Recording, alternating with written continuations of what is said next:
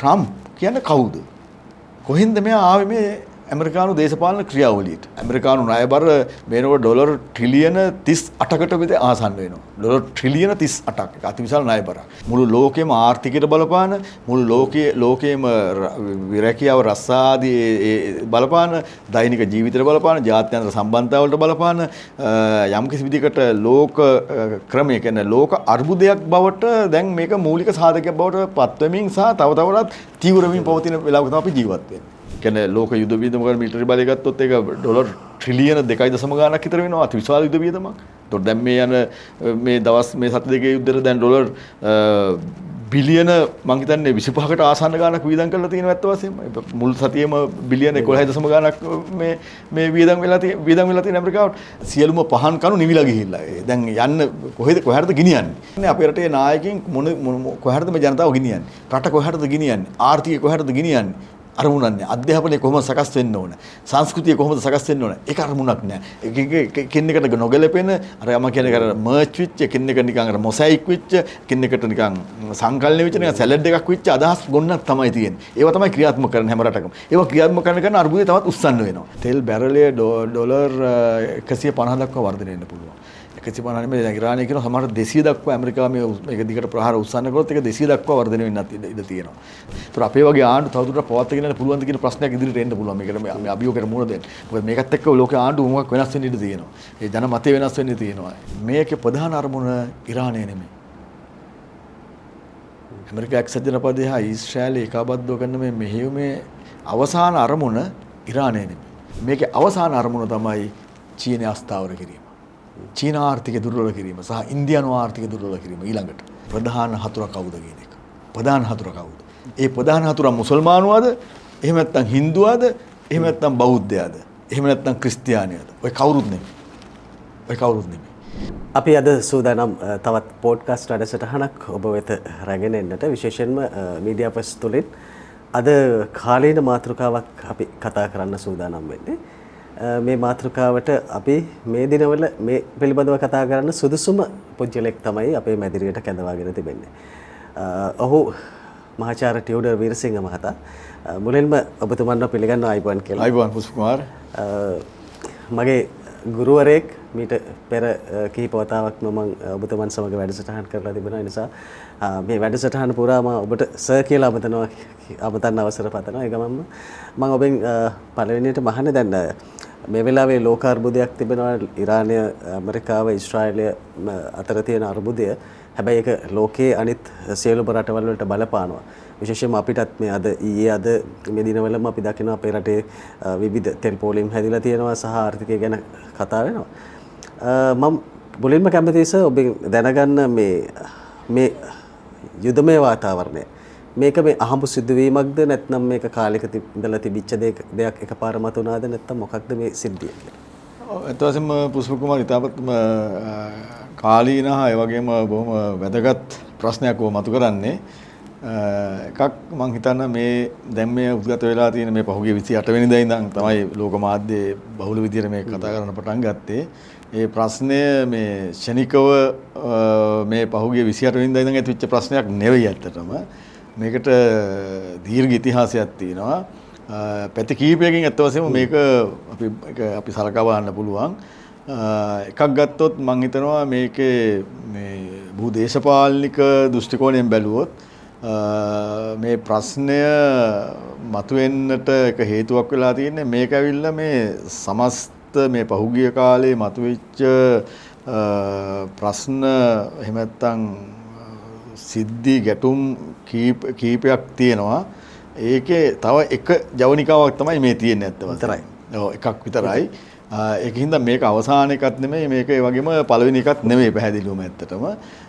මොකද මේකේ තියෙන ඓතිහාසික පසුබිම ගත්තොත් මේ පුෂ්ප කුමාර දැන් අපි බැලුවොත් සාමාන්‍යයෙන් අපි විද්‍යාත්මක විදිහට ලෝකෙ දිහා බලනකොට ලෝක ඉතිහාසයේ දිහා විශේෂම නූතන ඉතිහාසයේදී අපි වැඩි දුර යන්නේ නැතුව මේ ලෝක සමාජ පරිණාමය එක එක පුද්ගලයන්ට ඕනෑ එපාකම් වලට අනුව හෝ හිතුමතයට සිදු වෙන දෙයක් නෙවෙයි ඇත්ත වශයෙන්ම.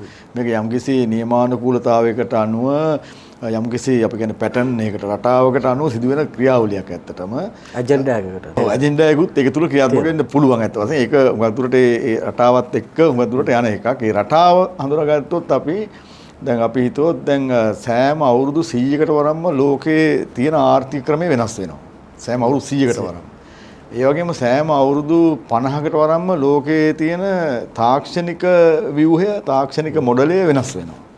ඒ වගේම අනිත් පැත්තෙන් සෑම අවුරුදු 100කට 110කට වරම්ම ලෝකයේ පාවිච්චි කරන ප්‍රධාන විනිමය මාධ්‍ය. දැන් අද ඩොලරේනේ. මීට කලින් ස්ටර්ලින් පවුම ආදි වශයෙන් තිබුණා. ඒකත් වෙනස් වෙනවා.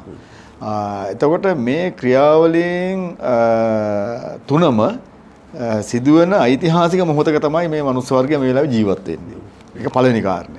එතකොට දෙවෙනි කාරණය දැන් මේ අපි ජීවත් වෙන ලෝකය මීට අවුරුදු 100කට කලින් ඇතිවෙච්ච වෙනස් වීමක ප්‍රතිඵලයක්. ඇත්තටම ගත්තා. ඒ කියන්නේ පළවෙනි ලෝක යුද්ධය ඇති වුණා 1914 18 මීට අවුරුදු 100කට කලින් ඇත්තටම පොඩ්ඩක්. ඒතර ඒ ඇති වුණ ලෝක ආර්ථික පර්යාය ලෝක භූ දේශපාලනික රටාව විශේෂයෙන්ම දෙවෙනි ලෝක යුද්ධයෙන් පස්සේ තවත් ආවුරු වෙච්ච සහ දෙවෙනි හා තුන්වෙනි කාර්මික විප්ලවයෙන් ඇතිවෙච්ච ලෝක තාක්ෂණික රටාවත් එක්ක තමයි මේ පහුගිය ලෝක රටාව ක්‍රියාත්මක වුණේ ඇත්ත වශයෙන්ම. ඒතකොට ඒකට විශේෂයෙන්ම දෙවෙනි ලෝක යුද්ධයෙන් පස්සේ ඒක තහවුරු වුණා. ඉතින්දී අවශ්‍ය කරන වර්තමානයේ අපි සාකච්ඡා කරන ලෝකයේ ආර්ථිකයට මුල් තැන දෙන ලෝක බැංකුව, ලෝක ජාත්‍යන්තර මූල්‍ය අරමුදල 970 ගණන් වල G7 කණ්ඩායම ආදී ලෝක ආර්ථික මෙහෙවන මේ ව්‍යුහයන් ටිකක් සංවිධාන ටිකුත් බිහි වුණා ඇත්ත වශයෙන්ම. ඒ වගේම ලෝක මිලිටරි පැත්තෙන් ගත්තොත් සංග්‍රාමික පැත්තෙන් නේටෝ සංවිධානය වගේ ඒ සංවිධාන ඒවා විහුණා. දේශපාලන වශයෙන් ගත්තොත් එක්සත් ජාතීන් මේ සංවිධානය එතනින් ගියාම විවිධ යුරෝපා සංගමය ආදී විවිධ මේ ලෝක පාලනයට සම්බන්ධ ව්‍යුහයන් බිහි වුණා. දැන් බිහි වෙලා දැන් අවුරුදු සමස්තයක් විතර දැන් අවුරුදු 100ක් ගත වෙලා ඇත්ත වශයෙන්ම. දැන් අර අපි කියන දැන් අර වෙනස් වීමේ යුගය දැන් ආරම්භ වුණා. එතකොට ඒ වෙනස් වීමේ යුගය ආරම්භ වුණා කියලා කියන්නේ ඒක ආරම්භ වුණෙත් මීට අවුරුදු 30කට කලින්. ඒ ආරම්භයේ පළවෙනිම සන්දිස්ථානයේ අපි හඳුනාගත්තේ ඒක තමයි ලෝක කොමියුනිස්ට්වාදයේ බිඳ වැටීම. ඒ කියන්නේ 1980 දශක අවසානයේ සහ 90 දශක වෙනකොට ලෝක කොමියුනිස්ට් කඳවුර බිඳ වැටෙනවා. සමාජවාදී කඳවුර බිඳ වැටෙනවා. ඒකම සෝවියට් සංගමයේ බිඳ වැටෙනවා. ඒකත් එක්කම ලෝකයේ බොහෝ දේශපාලනික වෙනස්කමක් සිදු වෙනවා ඇත්ත වශයෙන්ම. එතෙක් කල් පැවතිච්ච දිවි ද්‍රවික ලෝක රටාව ඒක ද්‍රවික ලෝක රටාවක් බවට පරිවර්තනය වෙනවා. වෙලා ඇමරිකා එක්සත් ජනපදය නියෝජනය කරන මං හඳුන්වන විදිහට ගෝලීය උපරි සමාජය ග්ලෝබල් සුපර් සොසයිටි එක සමස්ත ලෝක ක්‍රියාවලිය ආර්ථික ක්‍රියාවලිය දේශපාලන ක්‍රියාවලිය මිලිටරි ක්‍රියාවලිය මෙහෙවන ප්‍රධානම බලවේගය බවට පත් වෙනවා. දැන් ඒක තමයි දිගටම ආවේ. ඒතර ඇවිල්ලා හැබැයි මේ 2021 වෙනි සියවසේ 2007 8 ඔබට මතක ඇති අපි මේ වගේ මාධ්‍ය වල සාකච්ඡා කළා අර ගෝලීය මූල්‍ය අර්බුදය ගැන. ආර්ථික අර්බුදයක්. ඒකත් ඒ අර්බුදයත් එක්කම ලිබරල් වාදයත් බිඳ වැටුණා. එතකොට කොමියුනිස්ට් වාදයේ බිඳ වැටලා දශක දෙකක් විතර යනකොට ලිබරල් වාදී ලෝක පර්යායත් අර්බුදයට ගියා ඇත්ත වශයෙන්ම. අර දෙකින දැන් අවුරුදු දැන් 20කට ආසන්න කාලයක් තිස්සේම ඒකේ අර්බුදය තමයි දැන් දිගටම ක්‍රමානුකූලව මේ යමින් පවතින්නේ.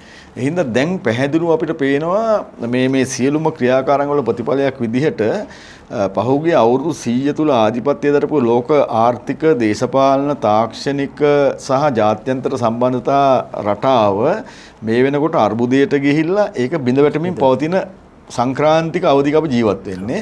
හැබැයි දැන් ඒ පරිණි ක්‍රමයට නායකත්වයේ දුන්න පරිණි ක්‍රමයෙන් වඩාත්ම ලාභ ප්‍රයෝජනය ගත්ත බලවේග ඉන්නවා. රටවල් තියෙනවා. දැන් උදාහරණ යුරෝපා සංගමය වෙන්න පුළුවන්, ඇමරිකා එක්සත් ජනපදයේ මූලික වෙන්න පුළුවන්, මේ වගේ රටවල් තියෙනවා. ඒතකොට ඒගොල්ලෝ පුළුවන් තරම් උත්සාහ කරනවා තවදුරටත් මේ පරිණි ක්‍රමය ඒ විදිහටම ආරක්ෂා කරගන්න. දැන් ඒ ආරක්ෂා කර ගැනීම සඳහා ඒගොල්ලන්ට විශාල ප්‍රයත්නයක් දරන සිද්ධ වෙලා තියෙනවා. දැන් ඒ සඳහා තමයි මේ යුද්ධ ඇති වෙන්නේ. මම මූලිකම අර්ථකථනය කියන්නේ දැන් උදාහරණයක් විදිහට දැන් මීට කලින් ඇති වුණ 90 91 90 දශකයේ 90 වගේ මුල කොසෝවා යුද්ධය උතුරු මේ නැගෙනහිර යුරෝපයේ ඊට පස්සේ ඉරාක යුද්ධ 2003 විතර ඇති වෙච්ච එක. ඉරානයේ ඉන අරාබි වසන්තය සෝවියට් යුනියන් එකේ බිඳ වැටීම. එතකොට මෙන්න මේ අන්න ඒ වගේ ක්‍රමානුකූල ඇෆ්ගනිස්තානය යුක්‍රේනයේ ප්‍රශ්නේ හරියටම හරි යුක්‍රේනයේ ප්‍රශ්නය ඊළඟට ටික ටික මෝදු වෙමින් පවතින චීන තායිවාන ප්‍රශ්නය ඉන්දු කාශ්මීර පාකිස්තාන ඒ සම්බන්ධතා පිළිබඳ ප්‍රශ්න.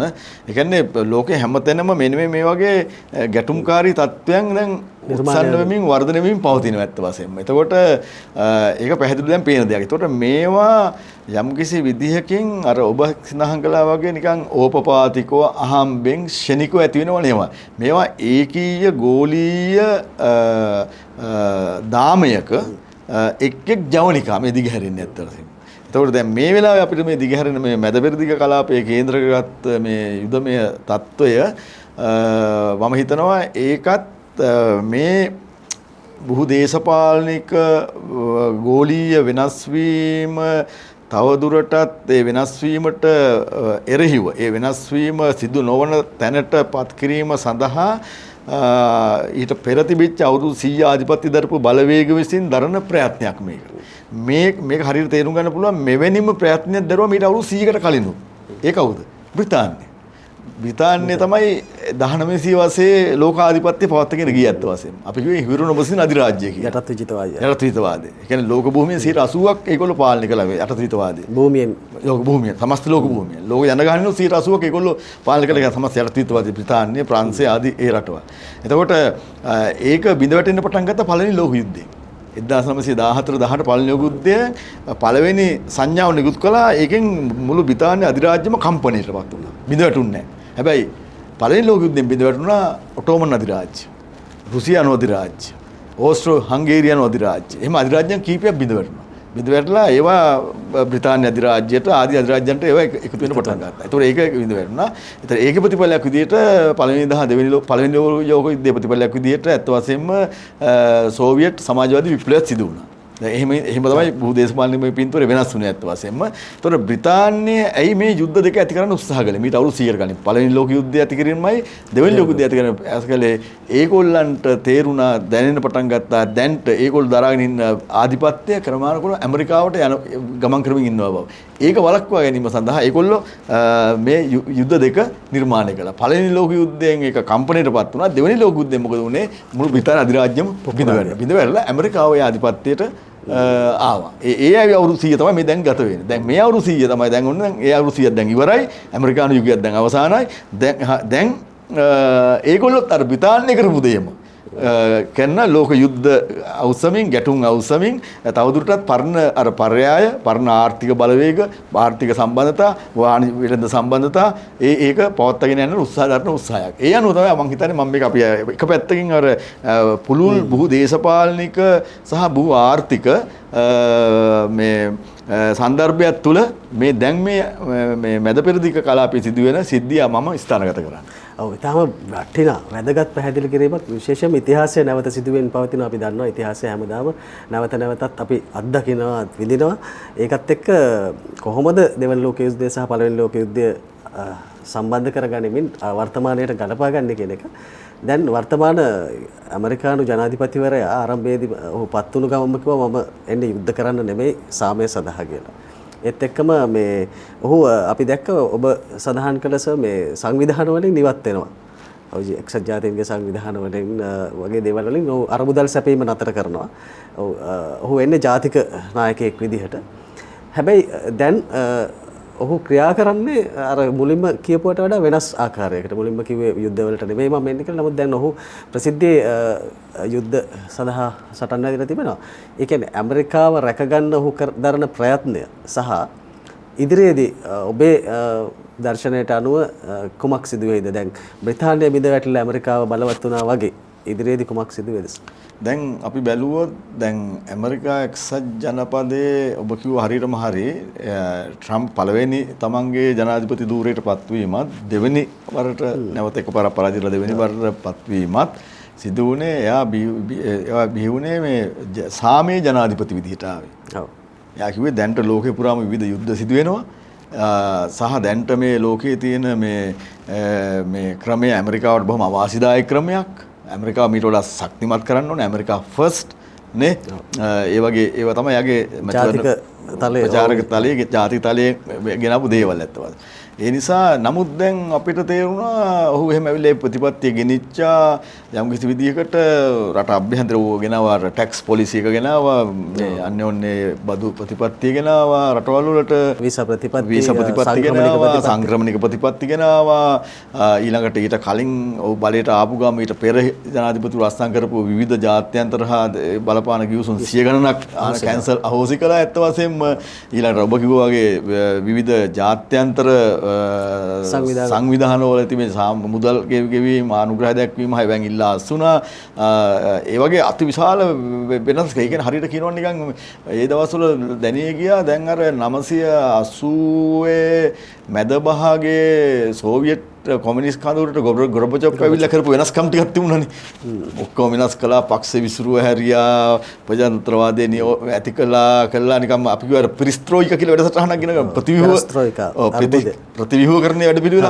අන්න ඒ වගේ මේ දෙවෙනි ගොර්බචොව් කෙනෙක්ද මේ ට්‍රම්ප්ගේ මුහුණුවරින් ඇමරිකාවේ ආවේ කියන ඇමරිකාවේ ලිබරල් වාදී කඳවුර තුල. මොකද මේ අර තිබිච්ච ඔක්කොම වෙනස් කරන්න පටන් ගත්තා. ඊළඟට උදාහරණයක් නේටෝ එකට දුන්න යුද ආධාර ඒවා නවත්තන්න පටන් ගත්තා. අනිත් රටවලින් යුරෝපීය අයකරන එක තව ඒකේ තියෙන ප්‍රතිශතය වැඩි කරන්න පටන් ගත්තා. මේ වගේ බොහොම නිකන් රට නිකන් කොම්පැනියක් සමාගමක දෘෂ්ටි කෝණයෙන් පාලනය කරන්න පටන් ගත්තා ඇත්ත වශයෙන්ම. ඒතොර දැන් ඒක එක පැත්තක් එහෙilla මේ දැන් එහෙම යනකොට මම මේ ඔබ අහපු ප්‍රශ්නෙට උත්තරය දෙන්න හදන්නේ ටිකක් මේක දැන් මේ ට්‍රම්ප් කියන්නේ කවුද? කොහෙන්ද මෙයා ආවේ මේ ඇමරිකානු දේශපාලන ක්‍රියාවලියට? ඇත්ත වශයෙන්ම ඇමරිකාවේ සම්ප්‍රදායික දේශපාලන ප්‍රවාහය හිටපු කෙනෙක් නෙමෙයි ට්‍රම්ප්. ඔහු ඇවිල්ලා අවුට්සයිඩර් කෙනෙක්. පිටින් තමයි මේක ව්‍යාපාරික පිටින් මේකට ආවේ. ආපු ගාම මෙයා අරගෙන මුලින්ම ඔබට මතක ඇති මේ පුසකුවාර එනකොට ඇමරිකාවේ ප්‍රභූ පැලැන්තිය සහ ඇමරිකානු මාධ්‍ය පවා යුරෝපීය නායකයින් පවා කැමති උන්නේ නැහැ මෙයා මේකට එනවට. බොහෝ විට පරදී කියලා හිතුවේ. පළවෙනි වතාව. නමුත් ඔහු ජයග්‍රහණය කළා. දෙවෙනි වතාවට කොහොමද පරාජයටපත් කළා? දැන් එතකොට ඒ කියන්නේ මෙතන පළවෙනි වතාවට ඇමරිකානු ඉතිහාසයේ මම හිතනවා ඇමරිකාව විශේෂයෙන්ම පහුගිය සියවසක් කහමාරක් තුල පාලනය කරපු පාලනය කිරීමේදී ඇමරිකාවේ තිබුණ ප්‍රධාන ප්‍රභූ පාර්ශ්ව දෙකක්. එකක් තමයි මේ ඩෙමොක්‍රැටික් පක්ෂය නියෝජනය කරන ප්‍රභූ පාර්ශ්වය හා රිපබ්ලිකන් පක්ෂය. දැන් ට්‍රම්ප් ඇවිල්ලා රිපබ්ලිකන් පක්ෂය. ඒතකොට බයිඩන්ලා, ඔබාමාලා, ක්ලින්ටන්ලා මේගොල්ලෝ ඩෙමොක්‍රැටික් පක්ෂය. ඒතකොට මේගොල්ලන්ගේ විදේශ ප්‍රතිපත්තිය සමස්තයක් විදිහට මේගොල්ලෝ දිගටම පවත්වාගෙන ආපු එකේ ලොකු වෙනසක් තිබුණේ නැහැ අත්වශයෙන්. මොන මේ රිපබ්ලිකන් පක්ෂ ජනාධිපතිවරයෙක් ආවත් මේක ආවත්. ඒගොල්ලෝ ඒක වැදගත්. ඒ වගේ ඇමරිකානු ජනාධිපතිවරයාගේ ලොකු මේ භූමිකාවක් තිබුණෙත් නෑ ලෝක ක්‍රියාවලිය. මොකද ඇමරිකාවේ ජනාධිපතිවරයා පත් වෙන්නේ ඊට වඩා යටින් ඉන්න වෙනත් ව්‍යුහයන් වල බලපෑම නිසා. සමහරව කියනවා ඩීප් ස්ටේට් කියලා. දැන් මම හඳුනන විදිහට ගෝලීය උපරි සමාජය මෙන්න මේවැ බලපෑමත් එක තමයි එන්නේ. ඒතකොට ට්‍රම්ප් දැන් මුලින් ඇවිල්ලා බැලුවා දැන් පරණ ක්‍රමය තුල ඇමරිකාව ලොකු අර්බුදයකට යනවා. මොකද පරණ අර ආපු ක්‍රමය තුල ඇමරිකාවේ ණය බර වැඩි වෙනවා. ඒතකොට ඇමරිකානු ණය බර මේනකොට ඩොලර් ට්‍රිලියන 38කට විතර ආසන්න වෙනවා. ඩොලර් ට්‍රිලියන 38ක් අති විශාල ණය බරක්. ඒතකොට ඇමරිකානු නිෂ්පාදනයේ 114 දක්වා බිඳ වැටලා තියෙනවා. පසු බහැලා තියෙනවා. ඇමරිකාව මෙතෙක් කල තිබුණ ලෝක ප්‍රතිරූපය බිඳ වැටලා තියෙන ඇමරිකාවේ. ඊට ඇමරිකාවේ තිබුණා පහුගිය සියවස් ගානක් තිස්සේම ලෝකයේ සරණාගත සෙන්ටර් එකක් විදිහට ආකර්ෂණය කරගන්න. දැන් ඒක නෑ ඇත්තවත්. දැන් ඇමරිකාවට අනාගතයේ දීප්තිමත් අනාගතයක් උදෙසා තුන්වෙනි ලෝකේ රටවල් වලින් මිනිස්සු යන එක අඩු වෙලා තියෙනවා. ඒ කියන්නේ යන්න මොකද එහෙම දුෂ්කර කරන්න විදිහක් නෑ ඇත්ත වශයෙන්ම එහෙම. ඒක ලොකු ප්‍රශ්න ටිකක්. ඒ කියන්නේ පොඩ්ඩක් දැන් අපි දන්නවා ඇමරිකාවේ ස්වර්ණමය යුගය නිකන් නිමාවටපත් වෙලා වගේ තියෙන අවසාන වෙලා. දැන් ට්‍රම්ප්ට වුණා මේක දැන් නැවත මේක කොහොමද ගොඩ ගන්න කියන එක. දැන් ආවේ එහෙමනේ. ඇමරිකා ෆස්ට් කියන එක මේ ගොඩ ගන්න තමයි ආවේ. ඒක තමයි පීස් කරලා පීස් ප්‍රෙසිඩන්ට් අරමේව කියන මේක දාගෙන ආවේ. හිනතා ට්‍රම්ප් උත්සාහ කළා මේ කරන්න ඇමරිකාවේ නිෂ්පාදනය වැඩි කරන්න ඕනේ. ඒ කියන්නේ 970 ගණන් වල ඉඳන් ඇමරිකාවෙන් පිට ස්ථානගත කරලා තියෙන විවිධ කර්මාන්ත නැවත ඇමරිකාවට ගේන්න ඕනේ. ඒතර ඒව නැවත කියන්නේ චීනේ, ඔය ලතින් ඇමරිකානු, ආසියානු රටවල තියෙන විවිධ ෆැක්ටරි මේවා ගේන්න ඕනේ. එතකොට ඇමරිකානුවන්ට රස්සා වැඩි වෙනවා, නිෂ්පාදනය වැඩි වෙනවා. ඒකෙන් ඇමරිකාව තුළ තියෙන ජීවන තත්ත්වය ඉහළ යනවා. නමුත් ඒක හොඳ අදහසක් වුණා ඒක. නමුත් ඒක ප්‍රායෝගිකව කරන්න බැරි වුණා. බැරි වුණේ මොකද දෙවෙනි ලෝක යුද්ධයෙන් පස්සේ ඇමරිකාව නිර්මාණය කරගත්ත ගෝලීය ඩොලර් පද්ධතියත් මේ ට්‍රම්ප්ගේ මේ නිෂ්පාදන ආර්ථිකයක් ඇමරිකාව තුළ නැවත පණ ගැන්වීමත් අතර දැවැන්ත ප්‍රතිවිරෝධයක් එනවා. මොකද ප්‍රතිවිරෝධය මොකද්ද? අර ගෝලීය මූල්‍ය ආර්ථිකය ඩොලර් කේන්ද්‍රගත මූල්‍ය ආර්ථිකය බිඳ දාන්න නැතුව ඒක විනාශ කරන්න නැතුව නිෂ්පාදන ආර්ථිකය ගොඩනගන්න බෑ. දැන් මේකෙන් තොරගන්න සිදුවුනේ. දැන් මෙන්න මේ කලබගෑනියත් එක්ක යනකොට ඇමරිකාව ඇතුලේ අර්බුදය තව උස්සන්න වෙන්න පටන් ගත්තා. මේ ප්‍රභූ පන්ති දෙක අතර තිබිච්ච අර හුවම බලය මේ මාරුවෙන් මාරුවට එකඟතාවකින් පාලනය කරපු එකඟතාවයේ බිඳ වැටුණා අවසානයේ. අවසානයේ එකිනෙක කරන වෙඩි තියාගැනීම දක්වා කියන්නේ මරණයක් වගේ ඒ තරමට අවුල් වුණා ඇත්තට මේ ක්‍රියාවලිය. ඒක තුල ට්‍රම්ප් ගිනිච්ච ප්‍රතිපත්තිය ගෙනියන්න බැරි බව දැනගත්තා. මම හිතන විදිහට ඔබ අහපු ප්‍රශ්නෙට අර ඩීප් ස්ටේට් එක හෝ ගෝලීය උපරි සමාජීය බලපෑම එක ට්‍රම්ප්ට සිදු වුණා සුපුරුදු ඇමරිකානු ගෝලීය ලෝක ප්‍රතිපත්තියට ආපහු ගමන් කරන්න. අන්න ආපහු යුද්ධය වළඳ ගන්න පටන් ගත්තා. සාමයේ ජනාධිපතිවරයා යුද්ධයේ ජනාධිපතිවරයා බවට පරිවර්තනය වුණා. පරිවර්තනයලා එයා මුලින්ම වෙනිසුලා බහනකට වෙනිසුලා මේ මදුරෝ මේ උස්සගෙන ගියා. ඊට පස්සේ ඉරානය පිළිබඳ ප්‍රශ්නය මතුවුණා. ඇෆ්ගනිස්තානයෙන් මේවා මේ වගේ හැමතැනම ඊළඟට යුක්‍රේනය පිළිබඳ ප්‍රශ්නයකට ආධාර කර මෙන්න මේ විදිහට දැන් ඔන්න සම්පූර්ණ වෙන පැත්තකට පරිවර්තන වුණා. ඒ කියන්නේ දැන් අර ඒ කියන්නේ දැන් ට්‍රම්ප් ආවත් වෙන කවුරු ආවත් දැන් පැහැදිලිව පේනවා අපි කලින් කිව්වර මේ ඇමරිකාව මූණ පාලා තියෙන ගැඹුරු අර්බුදය. එහෙම නැත්නම් ගෝලීය උපරි සමාජයේ මූණ පාලා තියෙන ගැඹුරු අර්බුදය මේ අවස්ථාවේදී ඒ ගැඹුරු අර්බුදයේ ප්‍රකාශයක් තමයි දැන් මේ ට්‍රම්ප්ගෙන් ඉදිරිපත් වෙන්නේ. එහෙම ඒක ඒ අනුව තමයි මැද පෙරදිග යුද්ධය කියන්නේ මේක මැද පෙරදිග යුද්ධයක් නෙමෙයි මේ යුද්ධය ඇත්ත වශයෙන්ම. මේක අර ගෝලීය ඇමරිකානු අර්බුදය මැද පෙරදිගින් මතුවීමක් මේ සිදු වෙන්නේ. යුක්‍රේනය හා රුසියාව අතර සිදු වෙන්නේ මේ යුක්‍රේනය හා රුසියාව අතර යුද්ධයක් නෙමෙයි. ඒකාබද්ධ බටහිර සහ එහෙම නැත්නම් උපරි සමාජය හා මේ රුසියාව අතර තියෙන සම්බන්ධතාවයේ ගැටලුව තමයි මේ මතුවෙන්නේ. රුසියානු ආධිපත්‍යය. ඉදිරියේදී මතුවෙන්න පුළුවන් චීන තායිවාන අර්බුදය කියලා කියන්නේ චීනය හා තායිවාන තියෙන ප්‍රශ්නයක් නෙමෙයි. අර ගෝලීය උපරි සමාජය හා චීනය අතර තියෙන ප්‍රතිවිරුද්ධ තමයි චීනෙන් මතුවෙන්නේ. දැන් මේ මැද පෙරදි කලාපෙත් වෙන්නේ ඔයක තමයි. මෙන්න මේ වගේ තත්ත්වයක් තුළ තමයි ඔබ අහපු ප්‍රශ්නෙට ඒ කියන්නේ ට්‍රම්ප් සාමයේ ජනාධිපතිවරයා විදිහට ඇවිල්ලා ඇයි දශකයකට අඩු කාලයක් තුළදී ඔහු පරිවර්තනය වුණේ යුද්ධයේ ජනාධිපතිවරයෙක් විදිහට. එහෙම නැත්නම් සුපුරුදු ඇමරිකානු සංග්‍රාමික ආක්‍රමණශීලී ගෝලීය ප්‍රතිපත්තියට ආපහුට යන්න සිද්ධ වුණා. ඒකින්ද ඒක යම්කිසි විදිහකින් ඒක දැන් අපි දන්නවා ඒක යම්කිසි තීව්‍ර තැනකට ඇවිල්ලා තියෙනවා මේ මැද පෙරදිග කලාපයත් එක්කම ඒකත් එක්කම මුළු අර ඔබ කිව්වා වගේ ඒක ඊශ්‍රායලය මේ එතනින් ගියාම ඉරානය සහ ඇමරිකා එක්සත් ජනපදයේ අතර ප්‍රශ්නයක් පවණක් නෙමෙයි. දැන් ඒක කලාපීය ප්‍රශ්නයක් විතරක් නෙමෙයි. දැන් ඒක ගෝලීය ප්‍රශ්නයක් බවට පත් වෙලා තියෙනවා. මුළු ලෝකෙම ආර්ථිකයට බලපාන, මුළු ලෝකයේම විරැකියාව රස්සාදී බලපාන, දෛනික ජීවිතයට බලපාන, ජාත්‍යන්තර සම්බන්ධතාවලට බලපාන යම්කිසි විදිහකට ලෝක ක්‍රමය කියන්නේ ලෝක අර්බුදයක් බවට දැන් මේක මූලික සාධකයක් බවට පත් වෙමින් සහ තව තවටත් තීව්‍ර වෙමින් පවතින වෙලාවක තමයි අපි ජීවත් වෙන්නේ. දැන් අපි දැක්ක අපි මේ ප්‍රශ්නටම ටිකක් අදාළ ඩොනල්ඩ් ට්‍රම්ප් මෙවර ජනාධිපති වෙද්දී ඔහුගේ පිටිපස්සෙන් හිටියේ දැන් ඔබ සඳහන් කරන ඔය ගෝලීය උපරි සමාජය තුළ ප්‍රබල චරිත විශේෂයෙන්ම ඊලොන් මස්ක් වගේ අය ඔහුත් එක්ක හිටියා. පස්සේ ටිකක් ඈත් වෙලා කටයුතු කරත් ඒත් එක්කම මේ දැන් ඒකටම සම්බන්ධව දැන් ඔබ මුලදී සඳහන් කරා බ්‍රිතාන්‍යය බිඳ වැටීම සනිටුහන් උනේ ලෝක යුද්ධත් එක්ක ඒ කාලෙදි කියලා. අපි අහලා තියෙන පහනක් වුණත් නිමෙන්න යනකොට වේගෙන් දැල් වෙනවා කියලා. ඉතින් ඒ වගේ දැන් ඇමරිකාවේ මේ තියෙන්නේ බිඳ වැටීමද?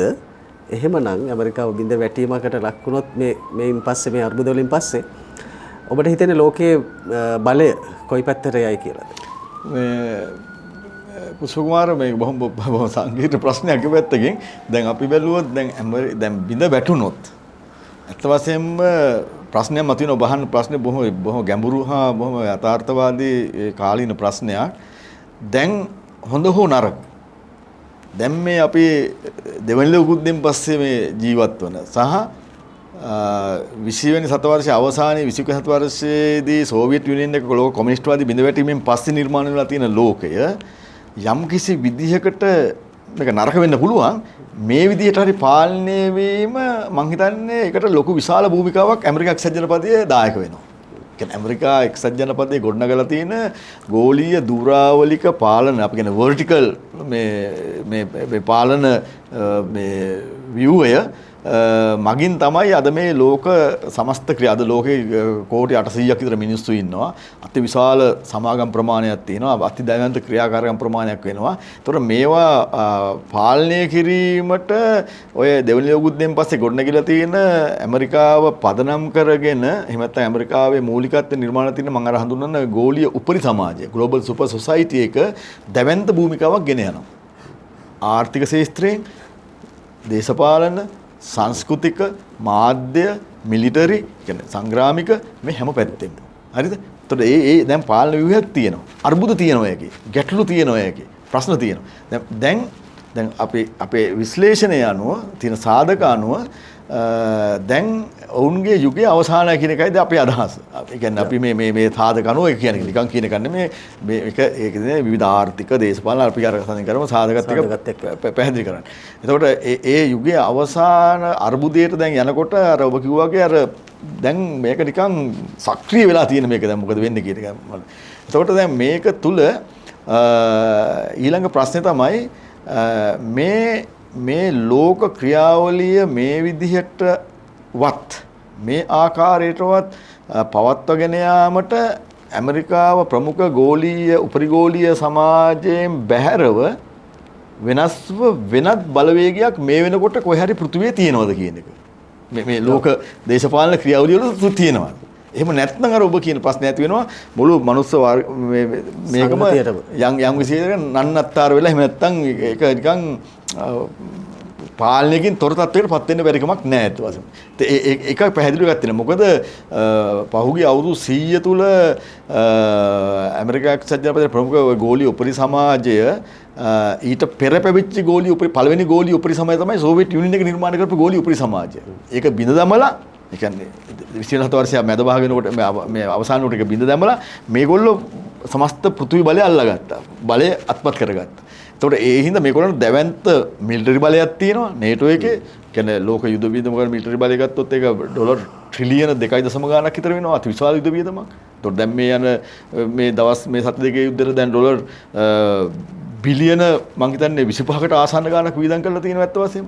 මුල් සතියේම බිලියන 11.0 ගාණක් මේ වියදම් වෙලා තියෙන ඇමරිකාවට මේවට. එතකොට දැන් මේ ඒකනේ විශාල යුද බලයක් තියෙනවා. ඊළඟට ආර්ථිකය ගත්තොත් ආර්ථික බලයත් ගත්තොත් සමස්තයක් විදිහට මේ සහ තාක්ෂණික මේ සියල්ලෙම බලය තවදුරටත් අපිට අව탁සිරු කරන්න බැරි මට්ටමක තියෙනවා මේ කඳවුරේ. ඒ කියන්නේ පැරණි කඳවුරේ ඒක තියෙනවා.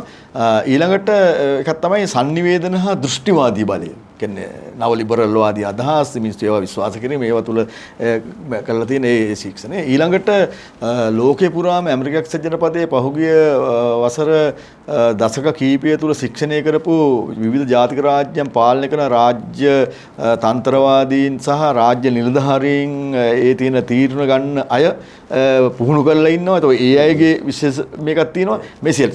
එතකොට දැන් එතකොට මෙන්න මේ සියල්ලටම අභියෝග කරමින් එහෙම නැත්නම් මේ සියල්ලට වඩා කාර්යක්ෂම වෙනම පාලන ක්‍රමයක් එන්න ඕන. එහෙමනම් මේකෙන් අර්බුදයෙන් පස්සේ. ඒතකොට දැන් එහෙම එකට අපි දැන්ට අපිට මතුවේගෙන ආවා පහුගිය දශක කීපය තුල ජාත්‍යන්තර සංවිධාන කීපයක්. උදාහරණයක් විදිහට ෂන්හයි සහයෝගිතා සංවිධානය, BRICS සංවිධානය. ඊළඟට විවිධ ඒ රටවල් අතර මුල්ලේ ගනුදෙනු ඩොලරයෙන් ක්‍රමානුකූලව ඈත් වෙලා ඒගොල්ලන්ගේ ජාතික විනිමය මාධ්‍යම් වලින් කටයුතු කිරීම හා පොදු මුල්ලයකකට යාමේ කටයුතු. ඒවා ඒ පමණක් නෙමෙයි ඊට වඩාත් වැදගත් දේ තමයි මේ යුරේසියානු කලාපයේ එන්න බලවත් වීම ආර්ථික වශයෙන්. විශේෂයෙන්ම ඉන්දියාව, චීනය, රුසියාව, අලුත් විදිහට වියට්නාමය, ඉතියෝපියාව මේවා නව ආර්ථික ප්‍රවේශයන් අනුව වර්ධනය වෙගෙන ආපු අලුත් සෙන්ටර්ස් ගොඩක් බිහි වෙන්න පටන් ගත්තා. එතකොට අර කලින් තිබිච්ච ඒකද්‍රවික ලෝකයේ බොහොම දශකයක තිබිච්ච ඒකට අභියෝග කරමින් බහුද්‍රවික ලෝක රටාවක් දැන් නිර්මාණය වෙගෙන එනවා. ඒතර මේ ගතිකෙත් තියෙනවා. ඒතර මේ ඔක්කොමත් එක්ක කල්පනා කරලා බලනකොට මේ දැන් අපි ඉන්නේ එතකොට බැලුවොත් එකින් එකට වෙනස් බලවේග දෙකක් අනාගත අර බැහැවුවාගේ මානව සමාජ පරිණාමයේ දිසානතිය පිළිබඳ යම්කිසි ආධිපත්‍යයක් යම්කිසි නායකත්වයක් දෙන්නට සූදානමින් එකින් එකට පරස්පරව අභිමුඛව අරගෙන කරන අවධියක මේ ඉන්නේ. ඒ කියන්නේ අර බටහිර වාදී අපි මම කියන ඇන්ගලෝ සැක්සන්ස් එහෙම නැත්නම් උතුරු ඇට්ලාන්තික සංවර්ධන උපාය මාර්ගයත් මානව සමාජ පරිණාමය පිළිබඳව මේ පැත්තෙන් පෙරදිග සාමූහිකවාදී කොමියුනිස්ට් එහෙම නැත්නම් සමාජවාදී ප්‍රවණතාවය. ඒතර මේ දෙක අතර තමයි මේ අරගලය යන්නේ. ඒතර මේ දෙක අතර මේ අරගලයේදී කෙනෙක් අභිව අනිත් එක්කන බලය අත්පත් කර ගැනීම. කියන්නේ සමස්ත පෘථිවි බලය අත්පත් කර ගැනීමෙන් අදහස් වෙන්නේ එකක් සම්පූර්ණයෙන්ම නැති වෙලා යනවා කියන එක ඉතිහාසෙ උනේත් නෑ ඇත්ත වශයෙන්ම. ඒ හින්දා මේ දෙක අතර එහෙම නැත්නම් මේ දෙකේම තියෙන ගති ලක්ෂණ මුල් කරගෙන යම්කිසි අපිකට කියනවා අලුත් මාදිලියක්. ඒ කියන්නේ බහු දේශපාලනික වශයෙන්, බහු ආර්ථික වශයෙන්, දේශපාලනික වශයෙන් නව ආකෘතියකට ලෝක පාලනය ගොනු වුණොත් මම හිතනවා ඒක තමයි වඩාත්ම ප්‍රශස්ත විදිහ වෙන්නේ. ওই දෙකෙන් එහෙකට වෙනම යන්නේ නැතුව ඒකට. ඒතකොට ඒක අපි හඳුනන්න පුළුවන් ඉන්ටග්‍රල් කියන එක. එහෙම නැත්නම් ඒකාග්‍රතාව, එහෙම නැත්නම් අනුකලනාත්මක ලෝක ආර්ථික සංවර්ධන මොඩලයක් විදිහට. ලෝක දේශපාලන මොඩලයක් විදිහට. දැන් ඒකට මම උදාහරණ එකක් කියන්න. දැන් උදාහරණයක් විදිහට චීනය. චීනය තමන්ගේ අර කොමියුනිස්ට්වාදී සමාජවාදී අර අපි කියන්නේ රාජ්‍ය සැලසුම් කියන මේ සංකල්පයත් අනිත් පැත්තෙන් ලිබරල් වාදයේ තිබුණ මේ වෙළඳපොළ මාකට් සංකල්පයක් වෙළඳපොළ සංකල්පයත් එකට ඒකාබද්ධ කළා තාමාත්ම කාර්යක්ෂම ව්‍යුහයක් නිර්මාණය කළා පහුගිය දශක කිහිපය තුළ මුළු ලෝකෙටම පෙන්වුවා ඒක ලිබරල් වාදයටත් වඩා ආර්ථික වශයෙන් ඒක සමාජවාදීටත් වඩා ආර්ථික වශයෙන් ඉතාමත්ම කාර්යක්ෂමයි කියන එක. ඒතකොට ඒක දැන් ගත්ත වියට්නාමය, ඉතියෝපියාව. ඒතකොට දැන් ඉන්දියාවත් දැන් ඒ ඉන්දියාවේ ජාලක ඒ මුල් එක. ඒතකොට මෙන්න මේ වගේ තත්වයකට යාමේ ප්‍රවණතාවයක් තියෙනවා ඇත්ත වශයෙන්ම. හින්දා අපිට ස්ථිරව කියන්න බෑ මේ එන බලවේගවල පෙළ ගැස්මත් එක්කම වෙන්න පුළුවන් එක විදිහක් තමයි ඔය තියෙන්නේ. එක විදියක්. තව එක විදිහක් තියෙනවා. ඔව්. තියෙන පුළුවන්. මට මතකයි ඔබේ ඉගැන්වීම් තුළ අපි දැන් සමහර වෙලාවට අපි ඔබේ ඉගෙන ගන්න අවස්ථාවල ඔබ සඳහන් කළ තියෙනවා මානුෂීයවාදයක් ගැන පහුගිය කාලේ. මේ සියල්ල කෙලවර වෙන තැනකට පත් වෙන්න පුළුවන් කියලා අපි ඒ ගැනත් විස්තර කරමු. ඔව්. මනුස්ස වර්ගයාගේ මේ අපි හිතනවා මේ මිනිස්සුන්ට විවිධ විදිහට විවිධාකාරයට රාජ්‍යයන්ට සමාජවලට විවිධ සංවර්ධන මාවත් ඔස්සේ යන්න පුළුවන් කියලා ගමන් කරන්න පුළුවන් කියන එක. හැබැයි එක පැහැදිලි මුළු මනුස්ස වර්ගයාගේ ඉතිහාසය තුලම සමාජ පරිණාම ඉතිහාසය තුලම ඉතාමත්ම කැපිපෙන ප්‍රධාන ප්‍රවණතා දෙකක් තිබුණා මානව සමාජයේ අනාගතයේ වර්ධනය වෙන්න පුළුවන් මොන දිශාවද කියන එක. එකක් තමයි අපි සඳහන් කරපු ඔය බටහිර ලිබරල් වාදී ආකෘති ධනේශර ආකෘති. ඒක පස්සේ පහුගිය අවුරුදු 100 ගණනක මනුස්ස වර්ගය ගමන් කළා ඇත්ත වශයෙන්ම විශාල ජයග්‍රහණයක් අත්පත් කරගත්තා. ඒ වගේම අර පෙරදිග සාමූහිකවාදී කොමියුනිස්ට්වාදී එහෙම නැත්නම් සමාජවාදී මාදිලි. ඒකත් අති විශාල ජයග්‍රහණයක් කෙටි කාලයක් තුළ අවුරුදු 100කට අඩු කාලයක් තුළ අපිට අත්පත් කරලා දුන්නා ඇත්ත වශයෙන්ම. ඒකත් දුන්නා. හැබැයි දැන් මේ දෙකම දැන් අර්බුදයට ගියා. මේ දෙකම කොමියුනිස්ට්වාදයේ පහුගිය සියවසේ අවසාන දශකයේදී අර්බුදයට ගියා. ලිබරල් වාදයේ මේ 21 වෙනි සියවසේ පළවෙනි දශකයේදී අර්බුදයට ගියා. දැන් දෙකම ගියා. දැන් මනුස්ස වර්ගයට යම් කිසි ආකාරයක අපි කිව්වා වගේ ටිකක් අර සියලුම පහන් කණු නිවිලා ගිහිල්ලා. දැන් යන්න කොහෙටද ගෙනියන්නේ? ලෝක නායකින්ට රාජ්‍ය නායකින්ට අපේ රටවල නායකින්ට අරමුණක් නේ අපේ රටේ නායකින් කොහෙටද මේ ජනතාව ගෙනියන්නේ? රට කොහෙටද ගෙනියන්නේ? ආර්ථිකය කොහෙටද ගෙනියන්නේ? අරමුණක් නෑ. අධ්‍යාපනය කොහොමද සකස් වෙන්න ඕන? සංස්කෘතිය කොහොමද සකස් වෙන්න ඕන? ඒක අරමුණක් නෑ. එකින් එකට නොගැලපෙන අර යම කියන්නේ අර මර්ච් වෙච්ච, එකින් එක නිකන් අර මොසයික් වෙච්ච, එකින් එකට නිකන් සංකල්ප වෙච්ච නිකන් සැලඩ් එකක් වෙච්ච අදහස් ගොන්නක් තමයි තියෙන්නේ. ඒවා තමයි ක්‍රියාත්මක කරන හැම රටකම. ඒවා ක්‍රියාත්මක කරන අර්බුදේ තවත් උස්සන්න වෙනවා. පැහැදිලි ගන්නයි. ඒතකොට ඒ හින්දා මේ අර්බුදේ මිදෙන්න නම් ඒ අදාළ රටේ ජනතාවගේ නියම ස්වභාවයන් හඳුනාගෙන, ඒ තියෙන රටේ තියෙන විශේෂතා හඳුනාගෙන, සම්පත් වල විශේෂයන් හඳුනාගෙන සහ ඒවත් එක්ක තමයි මේ ගෝලීය ක්‍රියාවලිය සංවිධානය කරන්න ඕන ක්‍රියාවලිය. ඉතින් ඒකට යෑමේ තුල තමයි අපිට කලින් අහපු ප්‍රශ්නේ මම මේක සම්බන්ධ කරනවා. ඊළඟ දෙවෙනි මාවතේ මතුවෙන ප්‍රශ්න තමයි මේ මානුෂීය එහෙම නැත්නම් මානවවාදී උපාය මාර්ගික වර්ධනය අවශ්‍යතාවය. දැන් බටහිර මම කියමු අර්බුදය යනවා කියලා. මේ අර්බුදයට යන බටහිර ක්‍රමය තුළ ඒගොල්ලෝ එකට විකල්පයක් විදිහට පාවිච්චි කරන්න හදනවා, හොයා ගන්න මේ ඉදිරිපත් කරන්න හදනවා. තාක්ෂණය මගින් සමස්තයක් විදිහට මනුස්ස වර්ගයාගේ මුළු ජීවිතේම එකට සම්බන්ධ කරපු තාක්ෂණය මගින් පාලනය කරන යම්කිසි ව්‍යුහයක් සකස් කරන්න. ඒ කියන්නේ ඒක නිකන් අර අපි මේ දැන් අපි පාවිච්චි කරන ඩිජිටල් කියන එක ඩිජිටල් එහෙම නැත්නම් සංඛ්‍යාංක කියන්නේ මේ අපි කියන්නේ අර ඩිජිටල් ඉම්පීරියලිසම් එකක් වගේ. එහෙම නැත්නම් මේ සංඛ්‍යාංක අධිරාජ්‍යවාදයක්. අතත්තේ ලෝකයේ එතනින් ගියාම ඒවත් එක්ක සම්බන්ධ කරලා තාක්ෂණික විදිහට මිනිස්සයා පාලනය කරන විහිුවකට ගෙනියන්නේ. ඒ කියන්නේ මුළු පෘථිවි වාසීන් ඔක්කොටම මේ බේසික් ඉන්කම් එකක් ඇති කරලා දැන් තියෙන මුදල් පද්ධති ඔක්කොම අයින් කරලා බැංකු පද්ධති ඔක්කොම අයින් කරලා එතනින් ගියාම ඒට අවශ්‍ය කරන ක්‍රිප්ටෝ කරන්සි එහෙම නැත්නම් ඩිජිටල් කරන්සි මේ ඉදිරිපත් කළා මනුස්ස වර්ගයා තාක්ෂණික වශයෙන් වෙනත් ව්‍යුහයකට ගොනු කරන්න. කියන්නේ ඒ කියන්නේ ඒක නිකන් අර තාක්ෂණයේ කේන්ද්‍ර කරගත්ත මොඩලයක් ඒක. ඒක සමාජ හෝ ආර්ථික දේශපාලන සංස්කෘතික මොඩලයක් නෙමෙයි. පැහැදිලිවම තාක්ෂණික වශයෙන් මිනිස්සුව පාලනය කරන ක්‍රමයකට, කොටු කරන ක්‍රමයකට. ඒතකොට ඒක බටහිර විසින් ඉදිරිපත් කරලා තියෙනවා තමන්ගේ නිල ලියවිලි වල ඇත්ත වශයෙන්ම. ඒ වගේම ඔය දාවෝස් වල පැවැච්ච ලෝක ආර්ථික සම්මේලනයේදී ඒ තියෙන වාර්තාවල මේක ඉදිරිපත් කරලා තියෙනවා මේ කාරණය. ඉතින් ඒකට ගියොත් ඉතින් එතන අර කිව්වාගේ එතනින් බිහි වෙන්නේ අන්තිමට මේ හෝමෝ සේපියන් කියන මේ නැනවත් බුද්ධිමත් මානව වෙනුවට හෝමෝ ටෙක්නිකස් කෙනෙක්. කියන්නේ තාක්ෂණික මිනිස්සෙක්. එතකොට එතන අර මනුස්සත්වය කියන එක නැති වෙලා යනවා. එතකොට මෙන්න මේක තමයි දැනට තියෙන ලොකුම අභියෝගය. මේ බටහිර සංවර්ධන මොඩලයේ ඔස්සේ අනාගතයේ මනුස්ස වර්ගයාගේ අනාගතයට අපි ගියොත් අපිට නවතින්න වෙන්නේ ඔන්න ඔතනයි. ඒ කියන්නේ සම්පූර්ණයෙන්ම තාක්ෂණික ව්‍යුහයක් තුල අපිව කේන්ද්‍රගත කරනවා.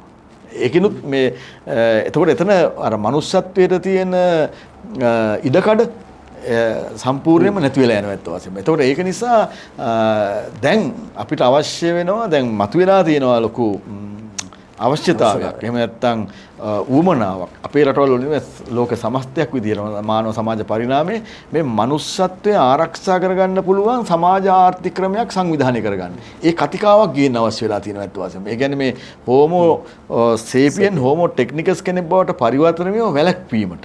මනුස්සත්වයට එරෙහිව තියෙන බලවේග අඩපණ කිරීමට. ඒතකොට ඒ අන්න එතෙන්දී තමයි ඔය අපි කිව්වේ මානසිකවාදී වැඩපිළිවෙලක් අවශ්‍යයි. මිනිස්සයා කේන්ද්‍රගත වැඩපිළිවෙලක් අවශ්‍යයි. මොකද දැන් මේ තියෙන අර්බුදය බැලුවාම පහුගිය ලිබරල් වාදයේ කූටප්‍රාප්තියත් එක්ක මතුවෙච්ච මේ නව ලිබරල් වාදයේ අර්බුදය ඇවිල්ලා ඒක ඇවිල්ලා ආර්ථිකීය අර්බුදයක් ඒක ඇවිල්ලා දේශපාලන අර්බුදයකටත් වඩා ඒක ඇවිල්ලා මනුස්සත්වයේ අර්බුදයක්. ක්‍රයිසිස් ඉන් හියුමැනිටි මනුස්සත්වයේ අර්බුදයක් තියෙන. ඉතින් මේ මනුස්සයාව යම්කිසි විදිහකින් නැවත මිනිස්සෙක් දැන් නැති වෙලා ගිහිල්ලා තියෙන අහිමි වෙලා තියෙන මේ මනුස්සත්වය හා මනුස්ස සම්බන්ධතා යලි සකස් කිරීම, යලි නගා සිටුවීම, යලි පුනරුත්ථාපනය කිරීම, ඒ වගේම ජාතික රාජ්‍යයන් ශක්තිමත් කිරීම, සංස්කෘතීන් ශක්තිමත් කිරීම, විවිධ භාෂාවන් ශක්තිමත් කිරීම තුල තමයි නැවත අර මනුස්ස විවිධත්වය අපිට නිර්මාණය කරගන්න පුළුවන් වෙන්නේ. ඒතර ඒ නිසා තමයි අපි අර කියන්නේ අනාගතයේ අපිට මනුස්සත්වය අනාගතේ ආරක්ෂා කරගන්න පුළුවන් නම් අපි අනිවාර්යයෙන්ම අර මානසිකවාදී ප්‍රවාහයකට අපි ගමන් කරනවා. ඒ මානසිකවාදී ප්‍රවාහය තුල අර අපි කලින් සඳහන් කරපු අර මානව සමාජ පරිණාමයේ ලිබරල්වාදී ඒ ප්‍රවණතාවේ ඒ මාවතේ තිබිච්ච ගති ලක්ෂණත් ඒ වගේම සාමූහික සමාජවාදී හෝ කොමියුනිස්ට්වාදී පෙරදිගවාදී තිබුණ ගති ලක්ෂණත් එකට සංකල්පණය වෙච්ච 21 වෙනි සියවසේ තියෙන මේ බහු දේශපාලනික තාක්ෂණික මේ මිනිස්යාගේ තියෙන මේ දැනුම හා ඒ තොරතුරු යථාර්ථයන්ට ගැළපෙන ආකාරයේ විහුවක් එක. ඒක දැන් ලෝකෙ පුරාම සාකච්ඡා වෙමින් පවතින දෙයක් ඇත්ත වශයෙන්. අනාගතයේ විලෝම ප්‍රශ්න. ඒ හින්දා මම හිතන්නේ ඒක තමයි අපිට තියෙන තුන්වෙනි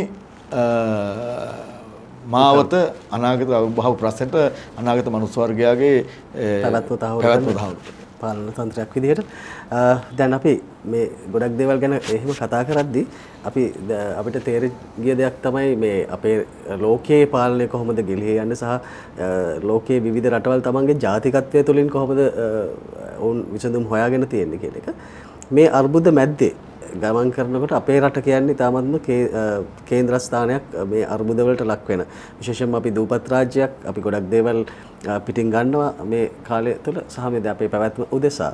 ඒත් එක්කම අපිට අපේ ආර්ථිකය තාමත් කුඩා ආර්ථිකයක් අපි අර්බුද කීපයකට මුහුණ දීලා තමයි දැන් මෙතන ඉන්නේ. මේ ගෝලීයව බලපාන ප්‍රශ්න හැම දෙයක්ම කොහොමද අන්තිමට අපේ රටට බලපාන්නේ?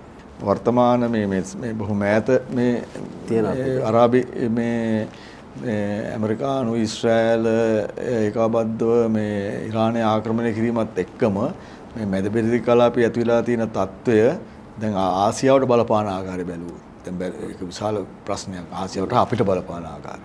දැන් අපි දන්නවා මැද පෙරදිග කියලා කියන්නේ ඊටාත්ම ලෝක දේශපාලනය තුල ඊටාම සංකීර්ණ කලාපයක් එක පැත්තෙන් ගත්තොත්. ඒ වගේම ලෝක ආර්ථිකය තුල ඊටාත්ම වැදගත් කලාපයක් ආර්ථිකය තුල.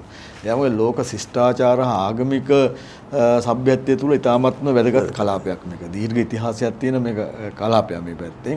විශේෂයෙන්ම ඉරානය ගත්තොත් පර්සියාවත් එක්ක සම්බන්ධකම් තියෙන ආර්ය ජනාවාස සහ ආර්ය මේ ශිෂ්ටාචාර වලට සම්බන්ධ තියෙන ප්‍රදේශයක්.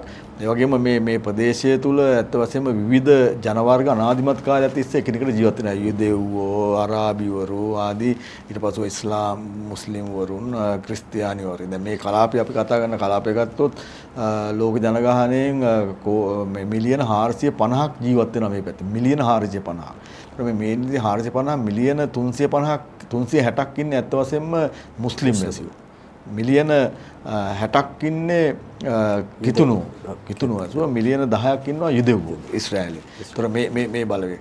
ඊළඟට ලෝක ආර්ථිකයේ සමස්ත මේ සමස්ත මේ බලශක්තිය අද අපි කියන්නේ ලෝක ආර්ථිකය කියන සමස්තයක් විදිහට තෙල් මත ලෝක ආර්ථිකය දුවන්නේ.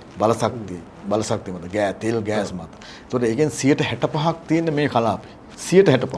අතිවිශාල ප්‍රමාණයක්. ආසියාවට අවශ්‍ය බලශක්තිය වලින්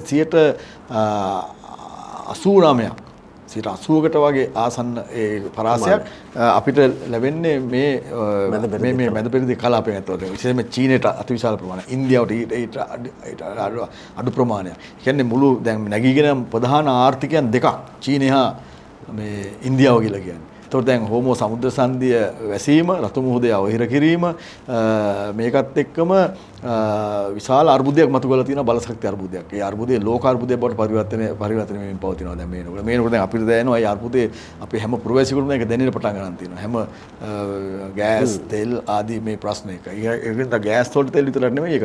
ඊළඟට දෛනිකව අපි පරිභෝජනය කරන පරිභෝජන භාණ්ඩ ඒ ඔක්කොම කියලා. මොකද තෙල් කියලා කියන්නේ වාහන දුවන්න පාවිච්චි කරන එකක් විතරක් නෙමෙයි. ඒක සමස්ත නූතන ආර්ථිකයේ හැම පරිභෝජන රටාවේ හැම අංශයකටම සම්බන්ධයි. ඒක බෙහෙත් වලට සම්බන්ධයි, ඒක රසායන ද්‍රව්‍ය වලට සම්බන්ධයි, පොහොර වලට සම්බන්ධයි. සම්බන්ධ නැති දෙයක් නැති තරම් ඇත. විනෝදාස්වාදයට සම්බන්ධ හැම දෙයකටම සම්බන්ධයි. හින්දා මිනිස්සුගේ විශාල මිනිස්සු තම පුරුදු විදිහට ජීවත් වෙච්ච විදිය තවදුරටත් කරගෙන යන බැරි තත්ත්වයක් ඉදිරියට උදා වෙනවා ඇත්ත වශයෙන්. මේක තව ඉදිරියට ඇදුනොත් ඇත්ත වශයෙන්. දැන් ගණන් බලලා තියෙන විදිහට මේ අර්බුදය උස්පු කුමාර සමහර වෙලාවට මේ හෝමෝ සමුද්‍ර සංධියේ මේ වැසීම එක්ක සමහර විට තෙල් බැරලය ඩොලර් 150 දක්වා වර්ධනය වෙන්න පුළුවන්. 150 නෙමෙයි දැන් ඉරානය කියන සමහර 200 දක්වා ඇමරිකාව මේක දිගට ප්‍රහාර උස්සන්න කරොත් ඒක 200 දක්වා වර්ධනය වෙන්නත් ඉඩ තියෙනවා. මොකද මේ යටිතල පහසුකම් ඔක්කොම විනාශ වෙනවා මේකත් එක්කම 150 දක්වා වැඩි වුණොත් අපි 200ක් ගැන කතා පැත්තකටම දාලා ලෝක ආර්ථිකයේ 1.1%කින් වර්ධනය අඩු වෙනවා. ඒ කියන්නේ තව ඉදිරියට කියනවා සමස්ත ලෝක ආර්ථිකයට ඩොලර් ට්‍රිලියනයක් අහිමි වෙනවා. ඩොලර් ට්‍රිලියනක මේක අහිමි වෙනවා. ඒ කියන්නේ ඒක විශාල ප්‍රමාණයකින් වැඩි ප්‍රමාණයක් ආසියාවට දැනෙන්න පටන් ගන්නවා. ඒතර මෙන්න මේ කාරණාත් එක්ක ගත්තාම මැද පෙරදිග අර්බුදයේ එක පැත්තක්. අනිත් පැත්තෙන් අපිට විදේශ ප්‍රේෂණ අපිට එන අපේ පුරවැසියන් මිලියන 1.5ක් විතර ලක්ෂ 15කට වැඩි ප්‍රමාණයක් ওই කලාපය වැඩ කරනවා. ඊශ්‍රායලයේ වැඩ කරන මම හිතන්නේ 20000ක් වැඩ කරනවා. එතකොට මේ විශාල ශ්‍රම සංචරණයක් තියෙනවා. ප්‍රාර්ථන මේ හුවමාරුවක් සිදු වෙනවා ඇත්ත වශයෙන්ම. ඒතර මේ ඔක්කොම ඇන හිටිනවා. එක පැත්තකින්. ඒතකොට මේවත් එක්කම අපේ වගේ ආර්ථිකයන් වලට මේක මහා ගැඹුරින්ම දැනෙන්න පටන් ගන්නවා. මේ වෙනකොට යුරෝපයේ තෙල් මිල 130කින් වර්ධනය වෙලා තියෙනවා ගෑස් මිල. ගෑස් මිල ඊට වඩා වැඩි ප්‍රමාණයකින් වර්ධනය වෙලා තියෙනවා. මේ අර්බුදයත් එක්කම ඇත්තව. ඒ හින්දා සමස්ත මිනිස්සුන් අර සුපුරුදු විදියට ජීවත් වෙච්ච සාමාන්‍ය විදිහෙන් ඉවත් වෙන්න පටන් ගන්නවා. ඉවත් වෙන්නට සිද්ධ වෙලා තියෙනවා. ඒක අර්බුදයක්. සමාජ අර්බුදයක්. ඒක ආර්ථික අර්බුදයක්. ඒක දේශපාලන අර්බුදයක් දක්වා වර්ධනය වෙන්න පුළුවන්. ඒතර අපේ වගේ ආණ්ඩු තවදුරටත් පවත්වාගෙන යන්න පුළුවන්ද කියන ප්‍රශ්නයක් ඉදිරියට එන්න පුළුවන්. මේකට මේ අභියෝගයට මුහුණ දෙන්න. මොකද මේකත් එක්ක ලෝකයේ ආණ්ඩු මොකක් වෙනස් වෙන්න ඉඩ තියෙනවා. ඒ ජන මතය වෙනස් වෙන්න තියෙනවා. ඒ කියන්නේ මම කිව්වේ මේක අර මේක දැන් ඩොනල්ඩ් ට්‍රම්ප් මේක පටන් ගත්තේ දවස් 2කින් 3කින් සතියකින් නැති කර මේ මොනවද යුද්ධය ඉවර කරන්න. නමුත් දැන් ඊට පස්සේ මාස ගණන් වුණා. දැන් සමහරට මම හිතන්නේ දැන් ලබන දැන් කියන විදිහට මේ අවුරුදු අන්තිම දක්වා යනවා මේක. ඒතකොට ඒක ඊට පස්සේ වසර ගණන් යන්න පුළුවන්. මෙන්න මේක තමයි ප්‍රශ්නේ. කියන්නේ මම කියන්නේ මේක අහම්බෙන් නෙමෙයිම වෙන්නේ. මේවා අහම්බෙන් සිද්ධ වෙනව නෙමෙයි මේ පුෂ්පකුමාර. මේවා බොහොම සැලසුම් සහගත වෙන දේවල්. මේකේ මම දැන් කියන්නම් මේකේ තියෙන මම දකින ඇත්තම తত্ত্বය මේකේ ප්‍රධාන අරමුණ ඉරානය නෙමෙයි. ඇමරිකා එක්සත් ජනපදයේ හා ඊශ්‍රායලය ඒකාබද්ධව කරන මේ මෙහෙයුමේ අවසාන අරමුණ ඉරානය නෙමෙයි. වෙනිසුලාවේ මේ කවුද අපේ මදුරෝ නිකොලස් මදුරෝ පැහැර ගැනීම ඒක වෙනිසුලාව ඇමරිකාව අතර ප්‍රශ්නයක් නෙමෙයි. මං කිව්වර ගෝලීය බහු දේශපාලනික හා බහු ආර්ථිකව වෙනස් වන ජාලයේ ජවනිකා දෙකක්. වෙනිසුලාව එක ජවනිකාවක් මෙතන එක ජවනිකාවක්. තව ජවනිකා ඇති වෙන්න පුළුවන්. මේ ජවනිකා එකට සම්බන්ධයි. ඒකී සමස්ත විදිහට මේක ක්‍රියාත්මක වෙන්නේ. මේකේ අවසාන අරමුණ තමයි චීනය අස්ථාවර කිරීම. චීන ආර්ථිකය දුර්වල කිරීම සහ ඉන්දියානු ආර්ථිකය දුර්වල කිරීම ඊළඟට. ඒ කියන්නේ දැන් පැහැදිලිව පේනවා අපම අර කලින් මුල කිව්වෙත් අපේ එනවා. කියන්නේ ඇමරිකානු අවුරුදු 100 අවසానයි. ඒක ඇමරිකානු හා යුරෝපීය ආර්ථිකය හා ඒ ස්වර්ණමය යුගයේ නිමාවටපත් වුණා. 970 ගණන් වෙනකොට. එතකොට දැන් ජීවත් වෙන්නේ ඇමරිකාව පශ්චාත් ඇමරිකානු යුගයක. පශ්චාත් යුරෝපීය යුගයක ජීවත් වෙන්නේ. යුරෝපේ දැන් අර්බුදයට ගිහිල්ලා හිතා ගන්න බැරි පත්‍රයක දැන් වැටලා ඉන්නේ. දැන් ඒකට යන්නේ නමක් නේ තත්ත්වයටපත් වෙලා තියෙන්නේ. ඇත්ත වශයෙන්ම. එතකොට මේ තත්ත්වය දැන් උදාහරණ. එතකොට මේ තත්ත්වයේ තුල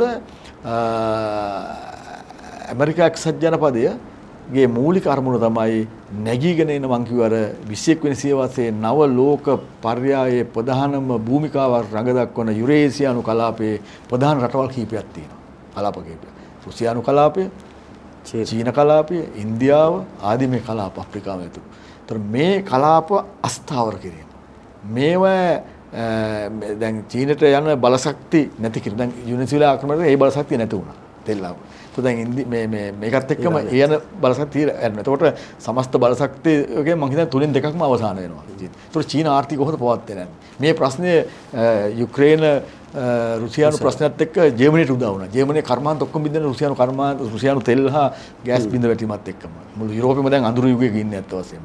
ඉතින් මෙන්න මේවැනි තත්ත්වයකට අපි එන්නේ. මේක ඒ කියන්නේ දැන් මේක ඇවිල්ලා මේ අත් වශයෙන්ම ගෝලීය අර්බුදයක්. වචනේ පරිසමාර්ථ අර්ථයෙන් මේක ගෝලීය අර්බුදයක්. මේක මුළු මනුස්ස වර්ගයාම මුණ පාලා තියෙන අර්බුදයක් මේක. මීට පෙර දෙවෙනි ලෝක යුද්ධයේ යම් කිසි විදිහකට තිබුණාට මෙච්චර දැනෙන විදිහට මනුස්ස ක්‍රියාකාරීත්වයේ සියලුම ශේෂ්ත්‍රවලට මේ අර්බුදය පැතිරිලා ගියේ නෑ අත් වශයෙන්. හින්දා මම හිතනවා මේ තියෙන මේ යුදමය තත්ත්වය අපිට මාධ්‍යයෙන් මේක සිද්ධි විදිහට ඉදිරිපත් කළාට ආහාර මිසයිල ගහනවා මෙහෙම මිසයිල ගහනවා ඔන්න දැන් ඇමරිකාවෙන් ගහුවා ඔන්න දැන් මේ අර තෙල් නිදි වලට ගහුවා කියලා සිද්ධි ගහලා උලප ගහුවා මේක යටින් තියෙන්නේ මහා දැවැන්ත ව්‍යුහාත්මක පරිවර්තනයක යුගයක අපි ජීවත් වෙන්නේ. ඒ කියන්නේ යුග පරිවර්තනයක අපි ජීවත් වෙන්නේ අත් වශයෙන්. ඒ පරිවර්තනේ තීන්දුව කරනවා අපි කලින් කිව්වා වගේ මනුස්ස වර්ගයේ අනාගතය. ඒ කියන්නේ මනුස්ස වර්ගය තවදුරටත් මොකද මං හිතනවා ඉරානයේ බිඳවැටීම කියලා කියන්නේ එක පැත්තකින් සමස්ත පෙරදිගේම දැවැන්ත පරාජයක් බවට පත් වෙන්න පුළුවන්. ඉරානයේ බිඳවැටීම. හරිද? මොකද ඒකම චීනයේ බිඳවැටෙන්න පටන් ගන්නවා. චීනයට සිදු වෙන්න පටන් ගන්නවා ඇත්ත වශයෙන්ම පසුගිය සියවසේ අවසාන දශකයේ 990 දශකයේ සෝවියට් යුනියනයකට පිච්ච ඉරණම. ජාතින් අතර කුලල්කා ගැනීම ඇති කර ගන්නවා. බිඳවැටෙන්න පටන් ගන්නවා. විවිධ ජාතික රාජ්‍යයන් බිහි වෙන්න පටන් ගන්නවා ඇතුලේ. තොර බටහිර විසින් ගිනිනවා මේක ප්‍රජාතන්ත්‍රවාදී විජයග්‍රහණයක් මේක ලිබරල් වාදී විජයග්‍රහණයක් මේක ජාතික ස්වෛරීත්ව විජයග්‍රහණ කියලා ඒ බොරු මේවා දාලා සම්පූර්ණ මේක අවුල් කරනවා එතකොට. දැන් ඒ අවුල් කිරි ඒ ආකෘතියම තමයි චීනට ගේන්නේ. ඒකම තමයි ඉන්දියාවට ගේන්නේ. බොහොම සරලවම ඉන්දියාවට ගේන්න පුළුවන් සරල පැහැදිලි විදිහට. එහෙනම් බොහොම ඉතාමත්ම අවදානම් තැනක අපි ඉන්නේ. අවදානම් තැනක අපි ඉන්නේ. ඒතර මෙහිඳා බටහිරට මේක තියෙන්නේ මේ වෙලාවේ බටහිර ඉන්නේ බටහිර වාදයේ ඇමරිකා එක්සත් ජනපදයේ බටහිර මේක ඇතුළුව ඉන්නේ ඒගොල්ලන්ගේ පැවැත්මේ ජීවිතය හා මරණය අතර ප්‍රශ්නයක ඒගොල්ලෝ ඉන්නේ. ඒගොල්ලන්ට මේක ජයගත්තේ නැත්නම් ඒගොල්ලන්ගේ පැවැත්මත් මං කියනවා අවසන් වෙනවා. ඒ නිසා මේ පෙරදිග මේ බටහිර ජය ගන්න හදන්නේ තමන්ගේ ඉතිහාසය තුල බටහිර ලෝක සමාජ පරිණාම ඉතිහාසය තුල ඒගොල්ලෝ මූණ දෙන තුන්වෙනි අභියෝගය. පළවෙනි අභියෝගය සෝවියට් යුනියන් එකෙන් ඒගොල්ලෝ ජයගත්ත එක විනාශ කළා ගිය සියවසේ අවසානයේ. දෙවෙනි අභියෝගය තුන අරාබි ලෝකයෙන්. ඒක අරාබි වසන්තය හරහා සම්පූර්ණ මේක විනාශ කරලා ඒක ජයගත්තා. ඊළඟට තුන්වෙනි අභියෝගය වෙන්නේ ආසියානු කොමියුනිස්ට්වාදයෙන්. ඒ කියන්නේ ඉන්දියාවෙන් චීනයෙන් මේ දැන් රුසියාව විතරලා තියෙන එක. හැබැයි දෙවෙනි අභියෝගයේදී කෑල්ලක් ඉතුරුන එක තමයි මොකද්ද මේ ඉරානය.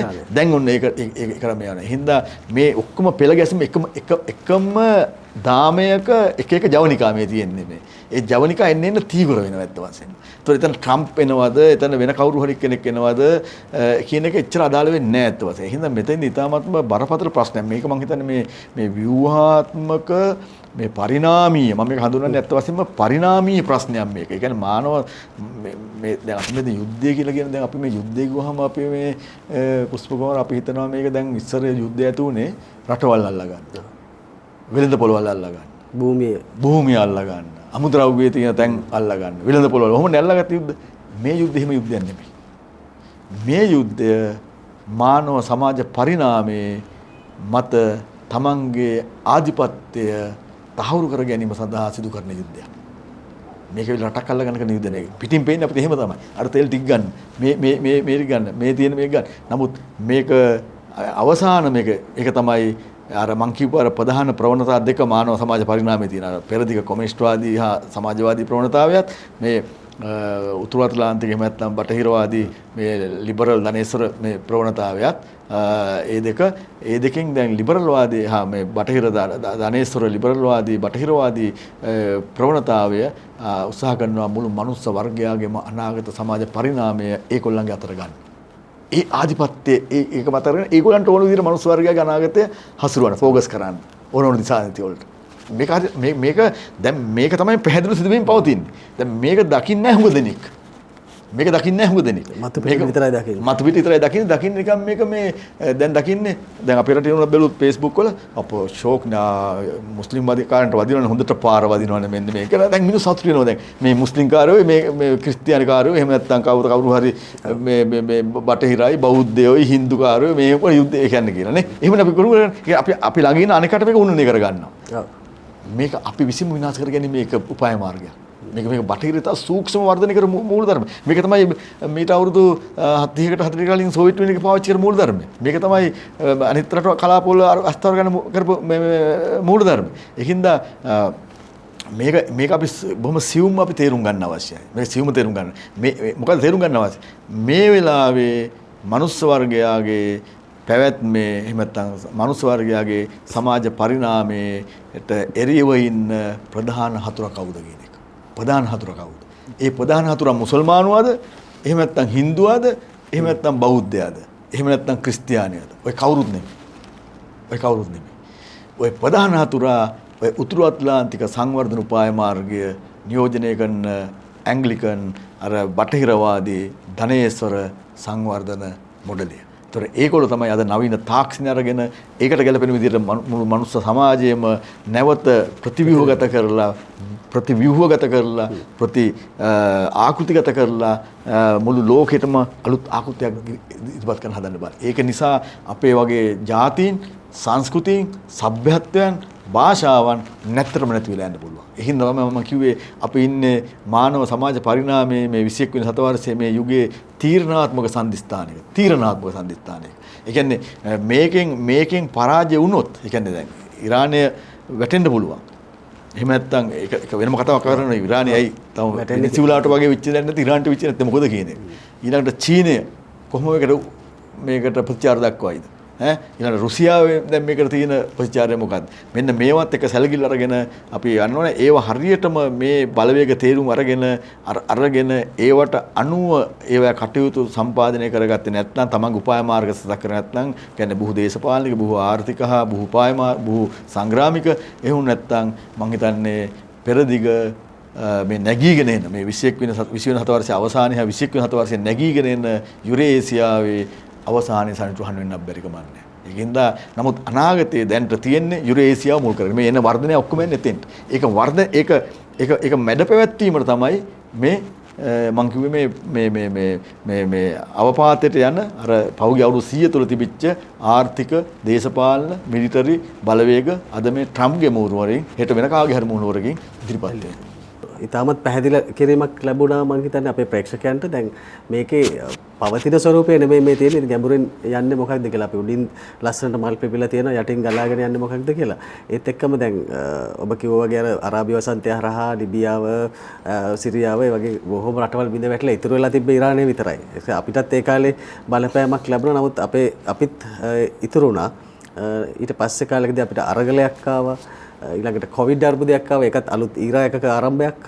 ඔබ කියන විදිහට මේ පරිණාමයේ අවස්ථාවන් විදිහට මේ සියල්ල මෙහෙම වෙනකොට ඉරානය දැන් ඔබ කිව්වා වගේ දැන් ට්‍රම්ප් කිව්වනේ ඉක්මනින් ඉවර කරන්න බලාගෙන මේ යුද්ධයට අත ගැහුවා. හැබැයි ඉරානය තවමත් ඉරානයේ ආධ්‍යාත්මික නායකයා මැරුණා තමයි. නමුත් ඔවුන් ඉන්පස්සේ අනුප්‍රාප්තිකයෙක් පත් කරගෙන ඔවුන් දැන් තවමත් ඔවුන් ශක්තිමත් වෙ ඉන්නවා ඉරානය. ඉරාන වෙනම ශිෂ්ටාචාරයක් සහ ඔවුන් දැන් කියනවා මේ ඊශ්‍රායල නායකයාත් නැහැ දැන් ඒ වෙනුවට AI ඩමි එකක් තමයි ඉන්නේ කියලාත් මම දැක්කා ප්‍රවෘත්තියක් පළ වෙලා තියෙනවා. ඉතින් මේ තත්ත්වය මත අපි ඉරානය ගැනත් තවදුරටත් කතා කරොත් හොඳයි කියලා හිතනවා. දැන් උපදින අහන ප්‍රශ්නයක් තමයි මේ සහ සුවිශාල යුද බලයක් තියෙන ඇමරිකාවක් සජනපදේ සහ නේටෝ සංවිධානය. ඒතර ඒගොල්ලන්ගේ මම කිව්ව වාර්ෂික යුදයම ඩොලර් ට්‍රිලියන් එකට ආසන්නයි. ඩොලර් ට්‍රිලියන් එකට ආසන්නයි. ඊට වැඩි. එතකොට සමස්ත ලෝක යුදයම ගත්තොත් ඩොලර් ට්‍රිලියන් 2.3ක් විතර වෙනවා. ඒත් වශයෙන් විශාල යුද විහිදමක් දරනවා.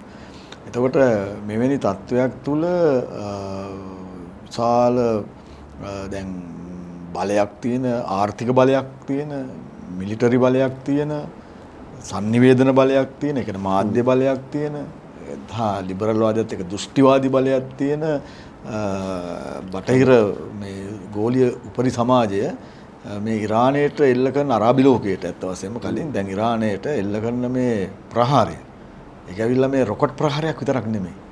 ඒක ඇවිල්ලා මේ මිසයිල් ප්‍රහාරයක් විතරක් නෙමෙයි ඇත්ත වශයෙන්ම. ඒක හැම පැත්තටම විහිදලා ගිය බහුවිධ ප්‍රහාරයක්. ඒ කියන්නේ දෙමුහුම් යුද්ධයක් ඇත්ත වශයෙන්ම. බහුමානීය යුද්ධයක් මේ සිදු වෙන්නේ. විවිධ ශේත්‍රවල. එතකොට ඒකේ දැන් ඒක ට්‍රම්ප් කල්පනා කළානේ මේක බොහොම අර කලින් කිව්වා වගේ දවසකින් සතියකින් දෙහින් ඉවර වෙයි කියන එක.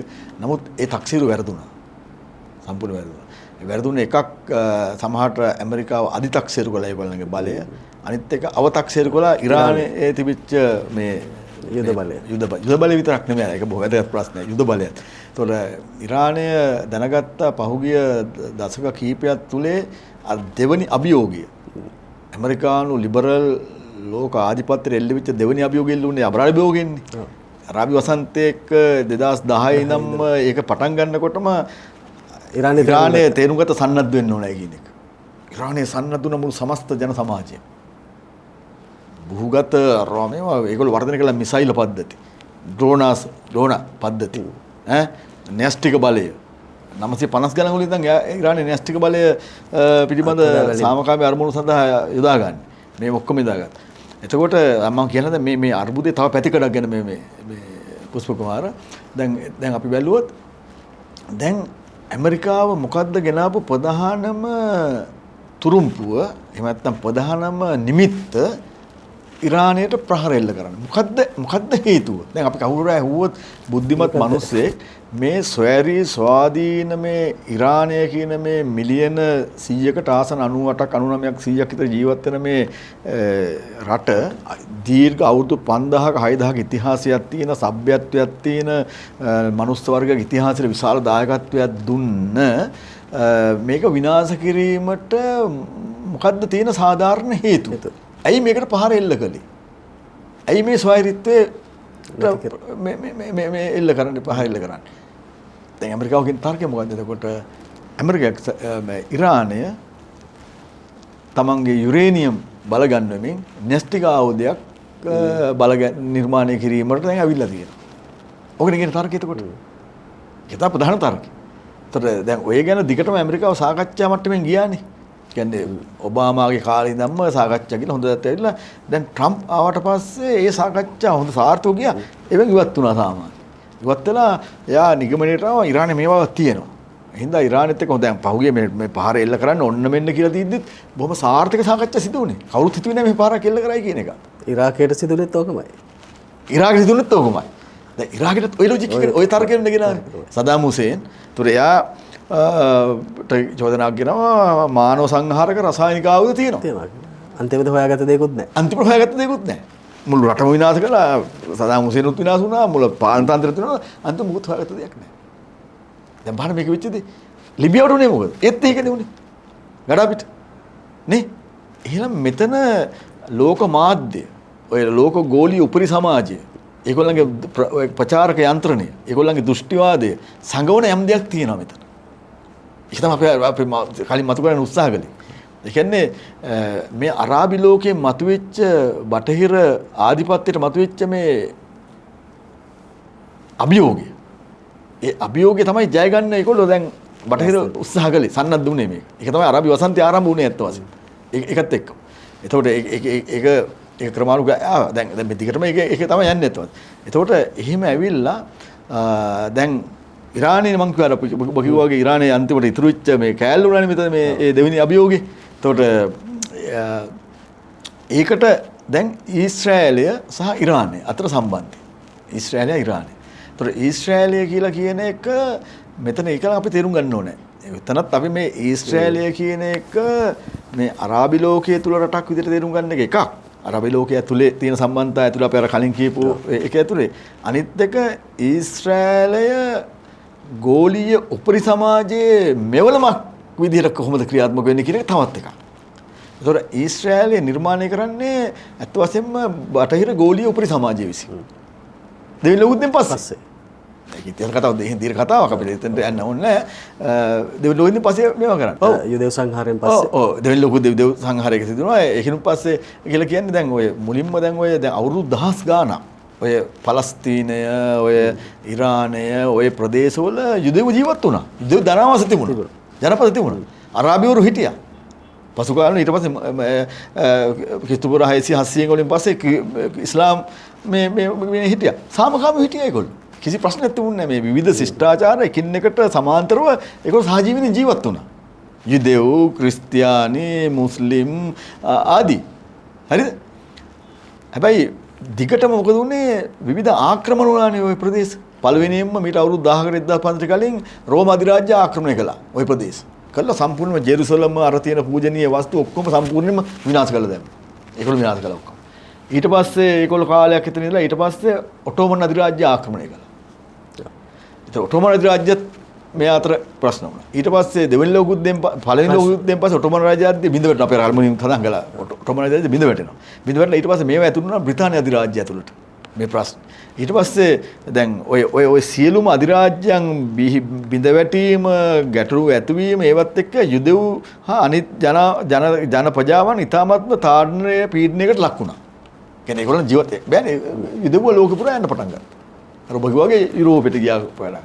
ගිහලා යුරෝපේ ගිහලා ඒගොල්ලෝ හිටියා. ඊට පස්සේ 19 සියවසේ අවසානයේ මැද භාග වෙනකොට පටන් ගත්තා අපි කියන්නේ සියොනිසම් කියන එක. සියොනිසම් කියන්නේ යුදෙව් ජාතික රාජ්‍යයක් නිර්මාණය කිරීමේ ව්‍යාපාරය, දෘෂ්ටිවාදය, මතවාදය. ඒකට මුළු ලෝකෙ විසිරෙන යුදෙව්වන් ඒකාබද්ධ කරන්න ඕන. එහෙම තමයි ඒක මතුනේ ව්‍යාපාරයත්. ඊට පස්සේ බ්‍රිතාන්‍ය ජාතීන් අතර පත් වුණාට පස්සේ ඔටෝමන් අධිරාජ්‍ය බිඳ වැටලා මේ අරාබි කරේ පාලනය ඒගොල්ලෝ ආරාධනා කළා සියලුම යුදෙව්වන්ට ආපහු එන්න කියලා මේ ප්‍රදේශවල.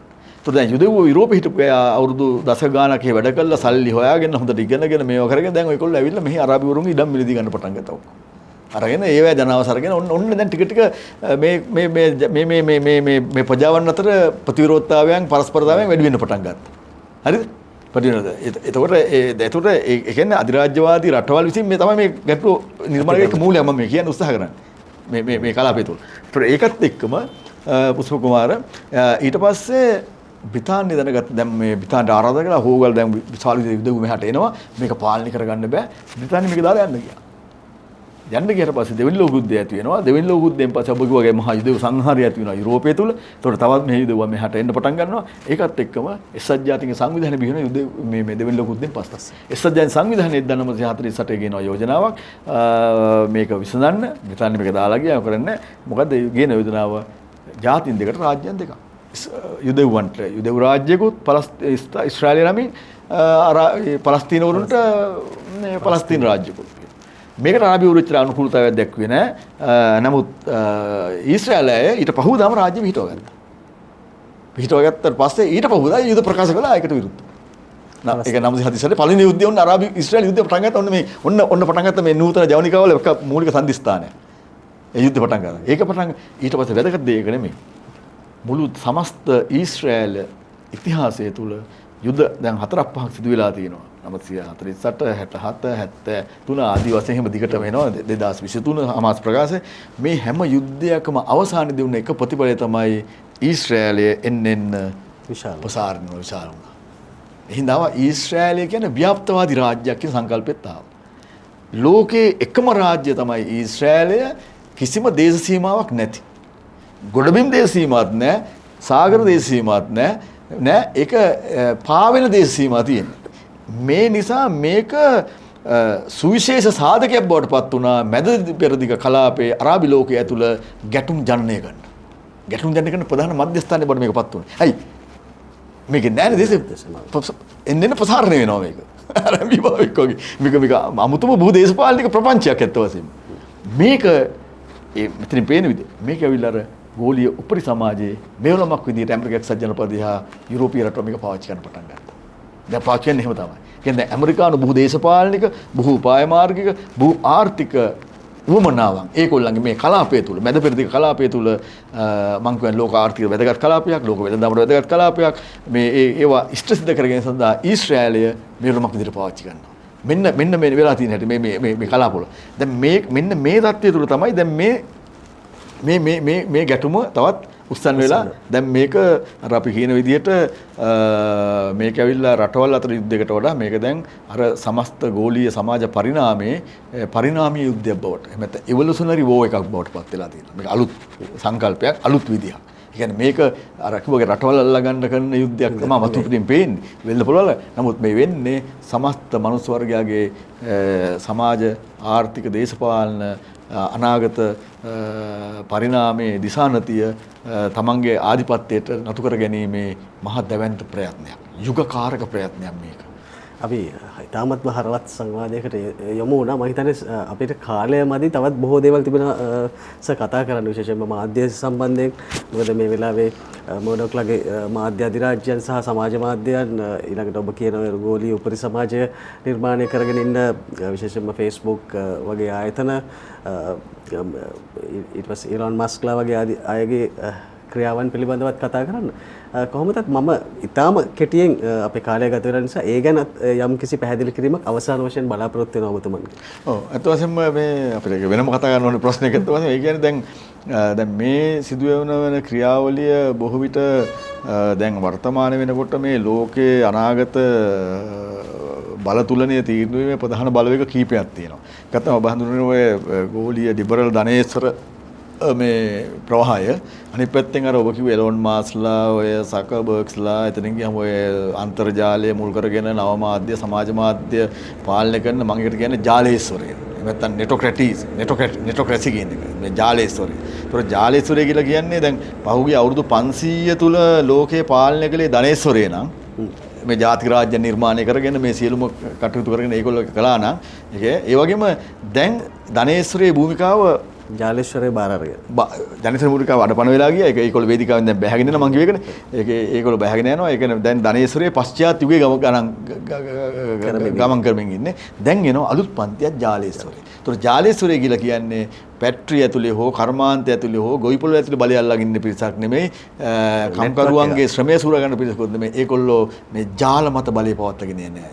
ඒ කියන්නේ මේ කෝටි සංඛ්‍යාත මිනිස්සු මේ අන්තර්ජාලයේ විවිධ ප්ලැට්ෆෝම් වලට විවිධ වේදිකා වලට සම්බන්ධ කරලා තප්පරයක් පාසාම අවධානය මානසික අවධානය ඒව තුළ පවත්වාගෙන යමින් ඒ මගින් විශාල මානසික සමාජීය මුල්‍යයක් ප්‍රාර්ථනා නිර්මාණය කරමින් එහෙම ගෙනින ව්‍යුහයක්. ඒතකොට ඒකට කිසිම ජාතික රාජ්‍යයක් සම්බන්ධ වෙන්නේ නැහැ. කිසිම ජාතික සංස්කෘතියක් එක්ක අදාළ වෙන්නේ නැහැ. කිසිම ජාතික භාෂාවක් එක්ක අදාළ වෙන්නේ නැහැ. කිසිම සදාචාරයක්, කිසිම ඉතිහාසයක් එක්ක අදාළ වෙන්නේ නැහැ. ඒක වෙනම මානව සමාජයේ පැවැත්මේ මම කියන එක මානව සමාජයේ නෙමෙයි මානව උපරි සමාජයේ පැවැත්මේ එහෙම නැත්නම් අර හෝමෝ ටෙක්නිකස්ලාගේ පැවැත්මේ වෙනම පරිණාමීය අවධියක් ඇත්ත වශයෙන්ම. එතන තමයි දැන් අපි මේ තල්ලු කරගෙන යන්නේ. අපි දැන් තමයි ගොනු කරගෙන යන්නේ ඇත්ත වශයෙන්ම. ඒතර කොවිඩ් කිව්වේ අර ඔබ කිව්වා වගේ කලින් කොවිඩ් කියන්නේ එක සම්දිස්ථානයක්. ඒ කියන්නේ මානව සමාජයේ මේ අපි කියන්නේ මේ යථාර්ථයේ මේ කාර්මික මේ මුල්‍ය තාක්ෂණ මේ මුල්‍ය ලෝකයෙන් ඒ අර තත්ත්ව අවකාශයේ නැත්නම් වර්චුවල් සයිබර් ස්පේස් එකට එහෙම නැත්නම් අපි කියන ඔය ජාලේශ්වර සමාජ සම්බන්ධතාවලට මේ ජාලේශ්වර සම්බන්ධතාවලට ගිනියන්න ඉදිරිපත් කරපු එහෙම නැත්නම් දියත් කරපු ගෝලීය උපාය මාර්ගික වැඩපිළිවෙලක් ඒක. ඒක හුඟක් දෙනෙක් තේරුම් ගත්ත සෞඛ්‍ය ප්‍රශ්නයක් විදියට. අපි ගෙදර ඉඳන් වැඩ කරන්න පටන් ගත්තා. අපි ගොඩක් සමාජ සම්බන්ධතා දුරස් වුණා. දුරස් වුණා. හුඟක් සම්බන්ධතා ඔක්කොම විනාශ වෙනවා මිනිස්සුන්ගේ. අපි දැන් අපි ඉස්සර හිතාගේ හිටියේ sannivedanaye අදහස් උමාරු කරගෙන සමාජ මාධ්‍යයේ මේ දැන් බැලුවම මේ මිනිස්සුන්ගේ සෑම ක්‍රියාකාරීත්වයක්ම සමාජ මාධ්‍ය මගින් ඇති පාලනය කරන්න පුළුවන් සහ මෙහෙවන්න පුළුවන්. ඒක මිනිස්සු සංවිධානය කරන උපකරණයක්, මිනිස්සු දැනුවත් කරන උපකරණයක්, මිනිස්සු ක්‍රියාත්මක කරන උපකරණයක් නේද? සමාජ මාධ්‍ය කියන එක කියන්නේ මනුස්ස පැවැත්ම ඕගනයිස් කරන, සංවිධානය කරන, මෙහෙවන උපකරණයක් පොඩ්ඩක් පත් වෙලා ඉතරයි. ඒ කියන්නේ ඒක එහිඳ එක ජාතික උපකරණයක් නෙමෙයි. ඒක අපි කියව උපරිගෝලීය උපකරණයක්. ඉතාමත් වැදගත් සාකච්ඡාවක් මහාචාර්ය ටියුඩර් වීසික මහතාගෙන් අපි කතා කරේ මේ කරුණු කාරණා සම්බන්ධ විශේෂයෙන්ම මේ වර්තමානයේ අර්බුදයත් එක්ක වෙනස් පැතිකඩ ඔස්සේ අපි කතා කරා. නමුත් ඒත් එක්කම මේ ගොඩක් දෙනෙක් නොදන්නා කාරණා කිහිපයක් අපිට මතුවුණා. මේ අපි ඇත්තටම හිතාගෙන ඉන්නේ මේ මොකක්ද මේ ඉරානය, ඊශ්‍රායලය, ඇමරිකාව සම්බන්ධ වෙලා කරන්නේ මොන වගේ යුද්ධයක්ද? අපි හිතනවා මේ තෙල් ලිං වලට යුද්ධ කරනවාද? ඒ වගේ කාරණා මතු පිටින් හිතුවත් අපි වෙනත් සැගවිච්ච කාරණා කිහිපයක් අපි එළිදරව් කරගත්තා. අපි මේ සාකච්ඡාව තවදුරටත් ගෙනියන්න තිබ්බනම් ඉතාමත් හොඳයි. නමුත් තවත් දවසක වෙනස් කොටස් වශයෙන් අපි ඔහුත් එක්ක සාකච්ඡා කරන්න බලාපොරොත්තු වෙන නිසා ඔබට ස්තුතියි නැරඹුවාට සහ ඔබතුමන්ට මෙහෙමින්ම ස්තුතියි අපේ මේ ප්‍රේක්ෂකයන් වෙනුවෙන් මේ අදහස් බෙදා ගන්න ඉදිරිපත් වුණාට. අපි වැඩසටහන හමාර කරනවා. ලබන සතියේත් මේ වගේ වැඩසටහනකින් හම්බ වෙනතුරු ඔබට අයිබෝන්.